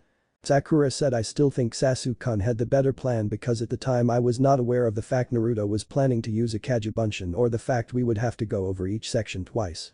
The Sandaime said, very well, the mission was a success on the actual cleaning of the park, the ninja aspect was a failure on all three of you. Normally I would not have told you that part, but because Naruto figured out there was more to the missions than simple chores, I had to rate your mission as such. You all three need to learn to communicate all available information to your teammates to come up with the best decision. The correct course of action would have been a combination of you plan. Two of you should have taken 1/4 of the park and began working on them, while the third went back and forward between the two, helping one finish one section first, before helping finish the other section, while the one who finished first began one of the last half and repeated the process. By doing this you would still have had to do a quick sweep of the original half you finished to pick up any new trash, but would have finished the mission more efficiently and quicker as such. Now would you like another mission today, Kakashi? Kakashi said, no, I believe they have had enough for one day. The Sandaime said, then here is your pay voucher that you can collect from the mission office secretary. Dismissed. Naruto looked at his voucher and frowned as his teammates left, and the Sandaime said, yes Naruto, is something wrong? Naruto said, is there any way I could get an extra mission? I don't care what it is, but I have things I need to pay for, and with $25 a mission, I'm not going to be able to pay for the things I owe or my own bills like food and utilities. Please. The Sandaime frowned and said, very well. How many extra missions do you need a month, Naruto at D rank? Naruto thought and said, will I get the full payment of $75 for the mission if I do it by myself? The Sandaime said, actually, $100. Kakashi gets 1/4 of your mission pay on top of his Jounin sensei payment. Naruto said, I see 3 extra a week if I can. Say Monday, Wednesday and Friday. The Sandaime said, very well. I will make sure to hold one that can be done solo for you, but I don't have any right now. I will have one for you Wednesday though. Naruto said, thanks Gigi. I owe you. The Sandaime said, well if there is nothing else I need to get back to work on the paperwork. Naruto said, okay Gigi, have a good day. The Sandaime said, I'll try. By the way, good job on figuring out the true reason for D rank as well on your plan. I am proud of you. Naruto smiled and said thanks. As he left. The Sandaime smiled and thought, he's going to make you proud Minato. It had been a little over 2 weeks since that day when Naruto walked into the Wolfclaw weapons shop and Dustin blinked and said, long time no see stranger. So what brings you here today? Naruto walked over and pulled out his wallet and handed Dustin $500 and said, there, that's the remaining balance on what I owed you. Dustin blinked and counted the money and said, you're right, and I owe you $20 back in change though. I thought it would take you a couple of months to get it though. Naruto rubbed his head and said, it might have if I worked at the pace of my team, but where my teammates have done a total of 15 missions since we began as I-team, I have done a total of 32 missions. As his shoulders slumped. Dustin blinked and asked, how did you do that many? Naruto closed his eyes and rubbed them around the temples and said, Kakashi-sensei doesn't arrive until 11 AM and we do one mission a day and then he lets us go, and on Saturdays he has us work on teamwork and sparring, and Sundays are our days of rest. I've been doing an extra mission solo after our regular mission Monday through Saturday, and on Sunday I do 3 missions. I think I'm going to take the Sunday off though. I'm getting really tired since I'm creating a Kagebunshin first thing when I leave my apartment and he heads off to work on all my chakra control and jutsu training while I do physical training. He also does my seal training. Damn this headache. Can't get rid of it and it seems to be getting worse if that is even possible. Dustin said, I see, I guess that would explain the dark rings you got under your eyes. I didn't want you to work yourself to death to pay me back kid. I wasn't in a hurry to get the money. Naruto said, I originally was only going to do 3 days a week of extra missions, but after checking my income versus bills, I decided that I was going to get some extra cash put up to fall back on in case I got injured since I have to support myself, so I talked to Gigi again and all I have to do is let him know the day before and he will hold a mission back for me. I wish I could figure out a way to come up with extra cash that doesn't require my ninja skills, but I don't have any other skills that could be used for that right now, but I'm hoping that I might learn something with all these D ranks I am doing to help me with that. Dustin said, I know what you mean, it's not actually a problem that you alone face. About 60% of our ninja force actually is in that situation, they just don't have any other skills to fall back on, which is why they stay ninja long after they should retire, when their bodies can't keep up with the strain of being a ninja. I don't know how many customers I lost over the years for that simple fact. Naruto frowned and said, that's something I'll have to look into when I become Hokage. It seems like a waste of resources and lives. Dustin nods and Naruto said, anyways, I got another reason for coming today. I've come across a couple of problems. I've used all my sealing supplies practicing, so I need to get some more, and I also need to get another sword. Dustin blinked and asked why. The one on your back doesn't appear damaged or anything. Naruto laughed and said no, it's not that. Between my dodging exercise and trying to catch those damn chickens at the farm I work at sometimes for missions, I gotten pretty quick on my feet, and I think Tenten would say I've gotten my balance finally, but the thing is I need to do more than just swing my sword around if I am ever going to learn to use it, so I was thinking of getting a second sword and have a Kagebunshin attack me, and I block before I attack, and he blocks and just go backhand forward, where not only would I be learning to block but also attack with it and gain a little experience. Dustin thought a moment and said that is actually a very good idea to help you learn the basics. Naruto said yeah, I came up with it when I was dodging Edgar. Dustin asked who's Edgar. Naruto scowled and said Edgar's the damn rooster at the chicken farm. The bastard must be able to tell the Kyuubi in me because he keeps trying to kill me by pecking and clawing me to death. Hey, don't laugh, I actually got scars on my back from him and I never scar. Dustin waved his hand as he tried to calm down and said sorry. So besides chasing chickens and fighting roosters, what else have you been doing? Naruto said well, I had to catch Tora, had to help break a couple of wild horses that are supposed to be used by some movie company in a few months when they come to Konoha, though I think I broke my tailbone when I got thrown off them several times.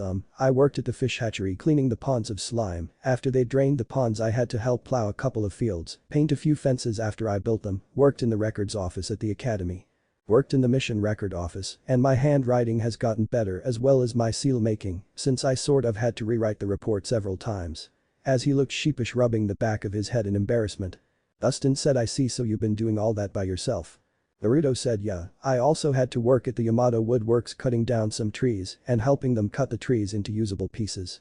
I also did some stocking for the Yamanaka flower shop for their fertilizer bags that I actually made at this manure farm I worked at the day before. Dustin blinked and said Naruto, have you been wearing those weights you bought?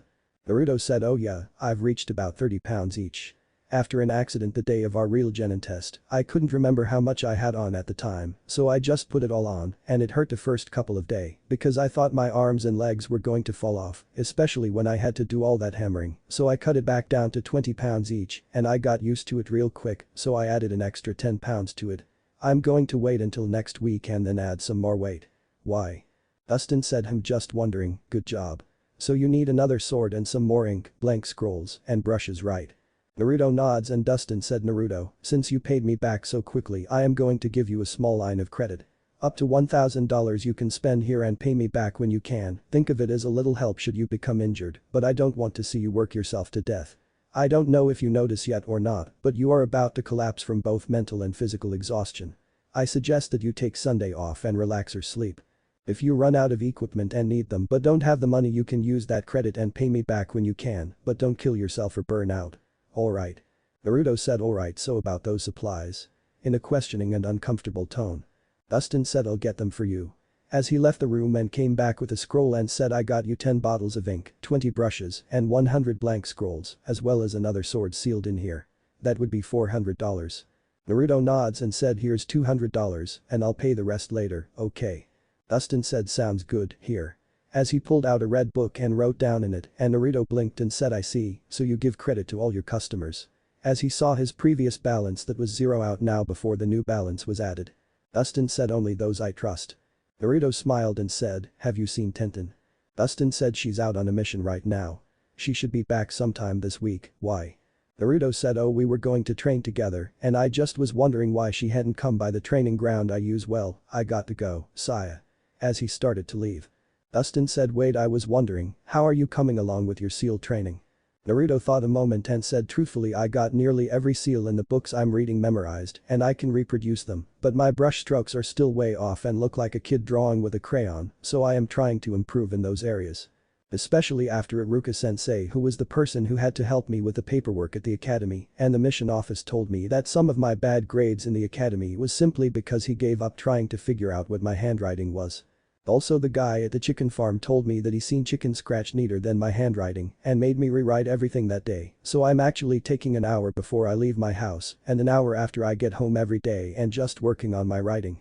Dustin said yes, in sealing sometimes the size of the stroke is just as important as the stroke itself because the chakra is evenly spread out across the ink, and if one area is bigger than the other areas in the seal then that area would be a weakened area in the seal. Naruto said yeah, that's something I'm paying close attention to. Well, I got to go, Saya. As he quickly left. After he was gone, Dustin thought, clever Hokage-sama. You're giving him jobs that will either help him in speed, strength, reflexes, chakra control, or more specific jobs that could help him with his kenjutsu and sealing skills. When Naruto got to his training ground, he saw Sasuke and Sakura sitting on the bridge and he frowned as he walked over and Sasuke said, "What's with the second sword dope?" Naruto said, "Training team." As he put his hands together and said, "Kagebunshin no Jutsu." As 5 Kagebunshin appeared and Naruto scowled and said, "I really got to get my control better. You, here." As he tossed the second sword to one. The Kagebunshin caught it and Naruto said, I want you to watch us and look for places we swing wrong or things that look wrong. You two, I want one of you to work on leaf balancing, while the other one work on the other leaf exercise. Now you with the sword, here is how we are going to do this. The Kagebunshin said, "I know already, I swing once at you and you block, and then I have to block as you try to counter-attack." Naruto rubbed his head and said yeah. As he looked sheepish. The Kagebunshin said, "Ready." Naruto nods and jumped back when the clone attacked and said, "Whoa, slow down. You're not trying to kill me, just go slow at first and we will work on speed later." The Kagebunshin frowned and said, "But that's not fun." Naruto said, "I rather live now and have fun later." The Kagebunshin said, "Fine." Ready to try again. With a scowl on his face. Naruto nods and soon he blocked and tried to attack again at the same speed as the clone. Plang. Plang. Plang. Plang. Off to the side, Sasuke was watching this with a scowl and Sakura said, "Sasuke-kun, have you noticed how Naruto is acting so different from the academy? I mean, he's always seems to be doing something like reading those books or exercising, practicing the rope escape jutsu, and the others we learned in the academy, or always staying after to speak with the Hokage when we finish our missions. He doesn't even talk with us either unless it's when Kakashi-sensei is here, and then it's only him trying to tell us what he thinks about the mission we are on." Sasuke said, "Yeah, I notice. I think the dope is getting extra training somewhere. I mean, you see how Hokage-sama and Kakashi-sensei always seem to give him their full attention like he's better than we are. Ever since that day of the stupid bell test." Sakura said, "I think it's that girl, the one from the day we got our teams." Sasuke thought a moment and said, "Yeah, there's something going on between them. You saw the way the dope listened to every word she said like it was orders from a sensei." Sakura thought a moment and said, "You think she's a tutor?" Sasuke blinked and asked, "A tutor?" Sakura said, someone who helps others catch up when they're behind. In civilian schools, mom told me that older classmen are sometimes tutors to younger ones to help them catch up when they are having trouble. We all know Naruto an idiot and he only just barely passed, maybe he actually didn't pass like we all thought. Maybe the Hokage felt sorry for him and only let him pass because he playing favorites. We both see how Naruto gets to call him Jiji with such disrespect like they were family or something. I bet the Hokage just let him pass and hired that girl to tutor him to catch up." Sasuke thought a moment and said, "Maybe you're right."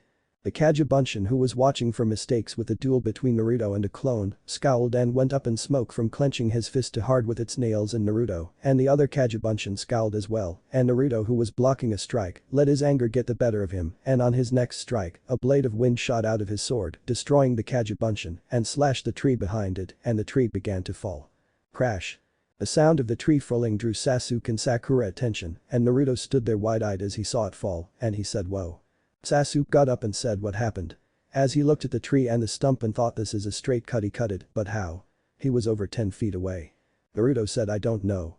As he looked at the tree and the sword on the ground and thought, "I used wind chakra to cut it, I know that is what I did, but how? I must have sent chakra into the blade to do it."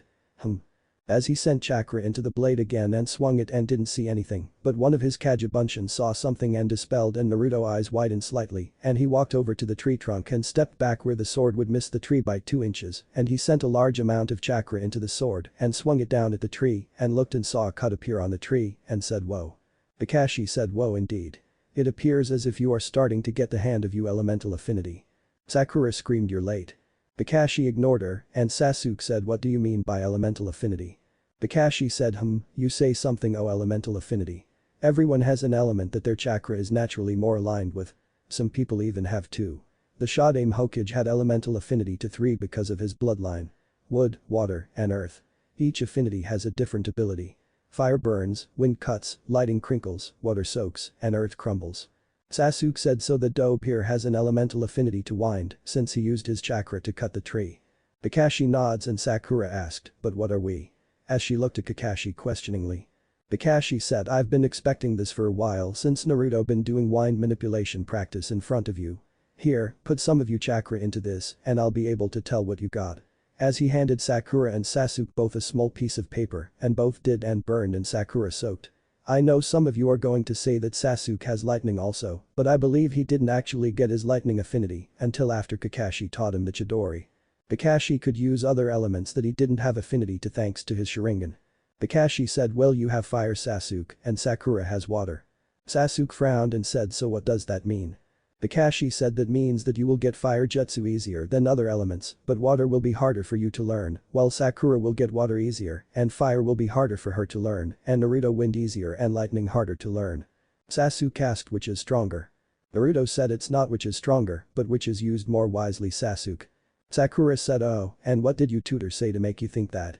Naruto growled and Kakashi asked tutor. Naruto scowled said Sasuke and Sakura think the Tenten is a tutor Jiji order for me after he let me pass because of how close we are.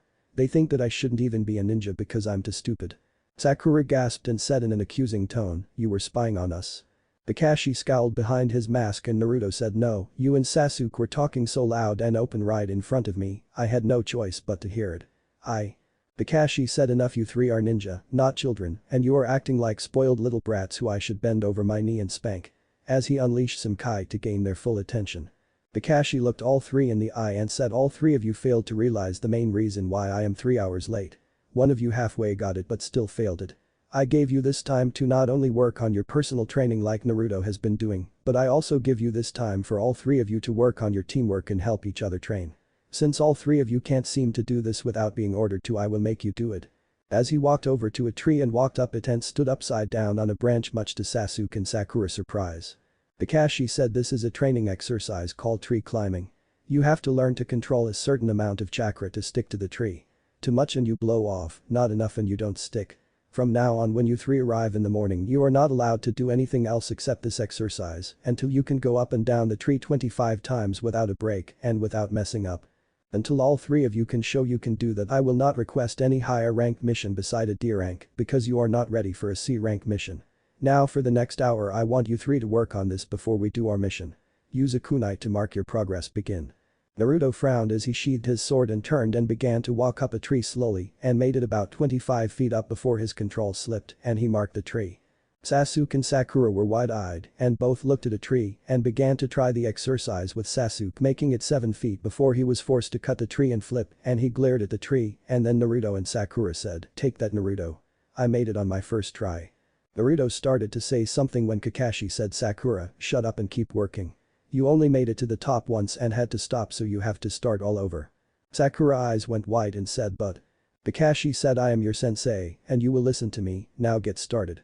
Sakura frowned as Naruto slowly walked up to the tree and going 1 foot at a time, slowly worked his way up past his mark and made it nearly to the top before his control slipped and he was forced to mark the tree. Sasuke glared at both Sakura and Naruto as he tried again and only made it 5 feet before he blew off. Naruto said you're doing it wrong Sasuke. Sasuke gritted his teeth and said oh, and how do you know that? Naruto said because I've been doing this exercise already every day since we became a genin and I actually can if I wanted to make it up and down this tree all the way right now all 25 times because I know the secret behind this as well as the rules that Kakashi sensei didn't say like the real reason Sakura got this exercise right the first time. Sakura put her hands on her hip and said really Baka, then why don't you prove it? Tell us what the oh so smart words of your tutor are.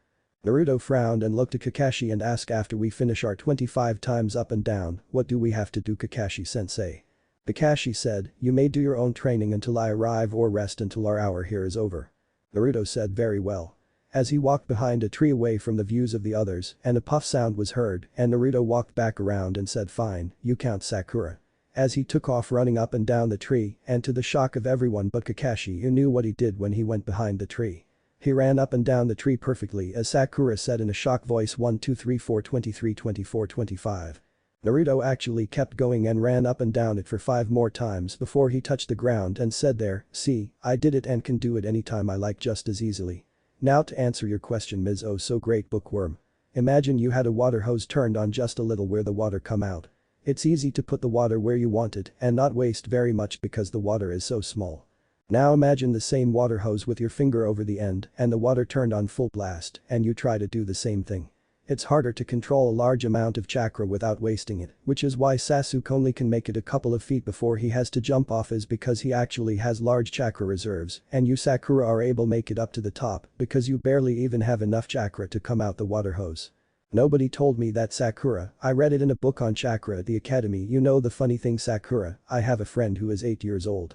He is only a child and he has larger chakra reserves than you because he can at least run up and down the tree 6 times without stopping, so that means you're weaker than an 8-year-old child and I can go get him and bring him here to prove it anytime I want just to show you if you doubt my words what the hell did I ever see in you and why the hell did I ever care to try and make you happy. As he glared at her. Sakura was shocked because of what Naruto said to her and she looked at Kakashi and asked is he right, is that the truth? Kakashi said I don't know about the 8-year-old child, but the rest is true. I suppose the child part could be true since I graduated from the academy at the age of 5 and was a chunin at the age of 6. Making all three look at him with wide eyes. Kakashi said well get to work all three of you. I don't care if you did do it 25 times already. You need the practice. Naruto nods and got back to work and after 25 minutes Sakura was panting, only able to do it 3 times without stopping and Sasuke made it only 10 feet up. Kakashi closed his book and said alright, it's time for a mission. Sakura said oh god, I haven't felt this tired since I was trying to beat Ino at the academy. Can't we take a break to rest Kakashi-sensei? Naruto blinked and a smirk appeared on his face as a plan formed which no one noticed. Kakashi looked at her and said nope. This is not only training, but punishment since you three can't seem to get along. Sasuke glared at Naruto as they started to the village and said how the hell were you able to run up and down that tree so many times? Naruto looked at Sasuke and said, it's what I was going to tell you and Sakura was the other secret to this training before Sakura pissed me off by insulting my friendship with Tenten. I admit there are things I don't know that others know because I have had to teach myself to do basically everything my entire life.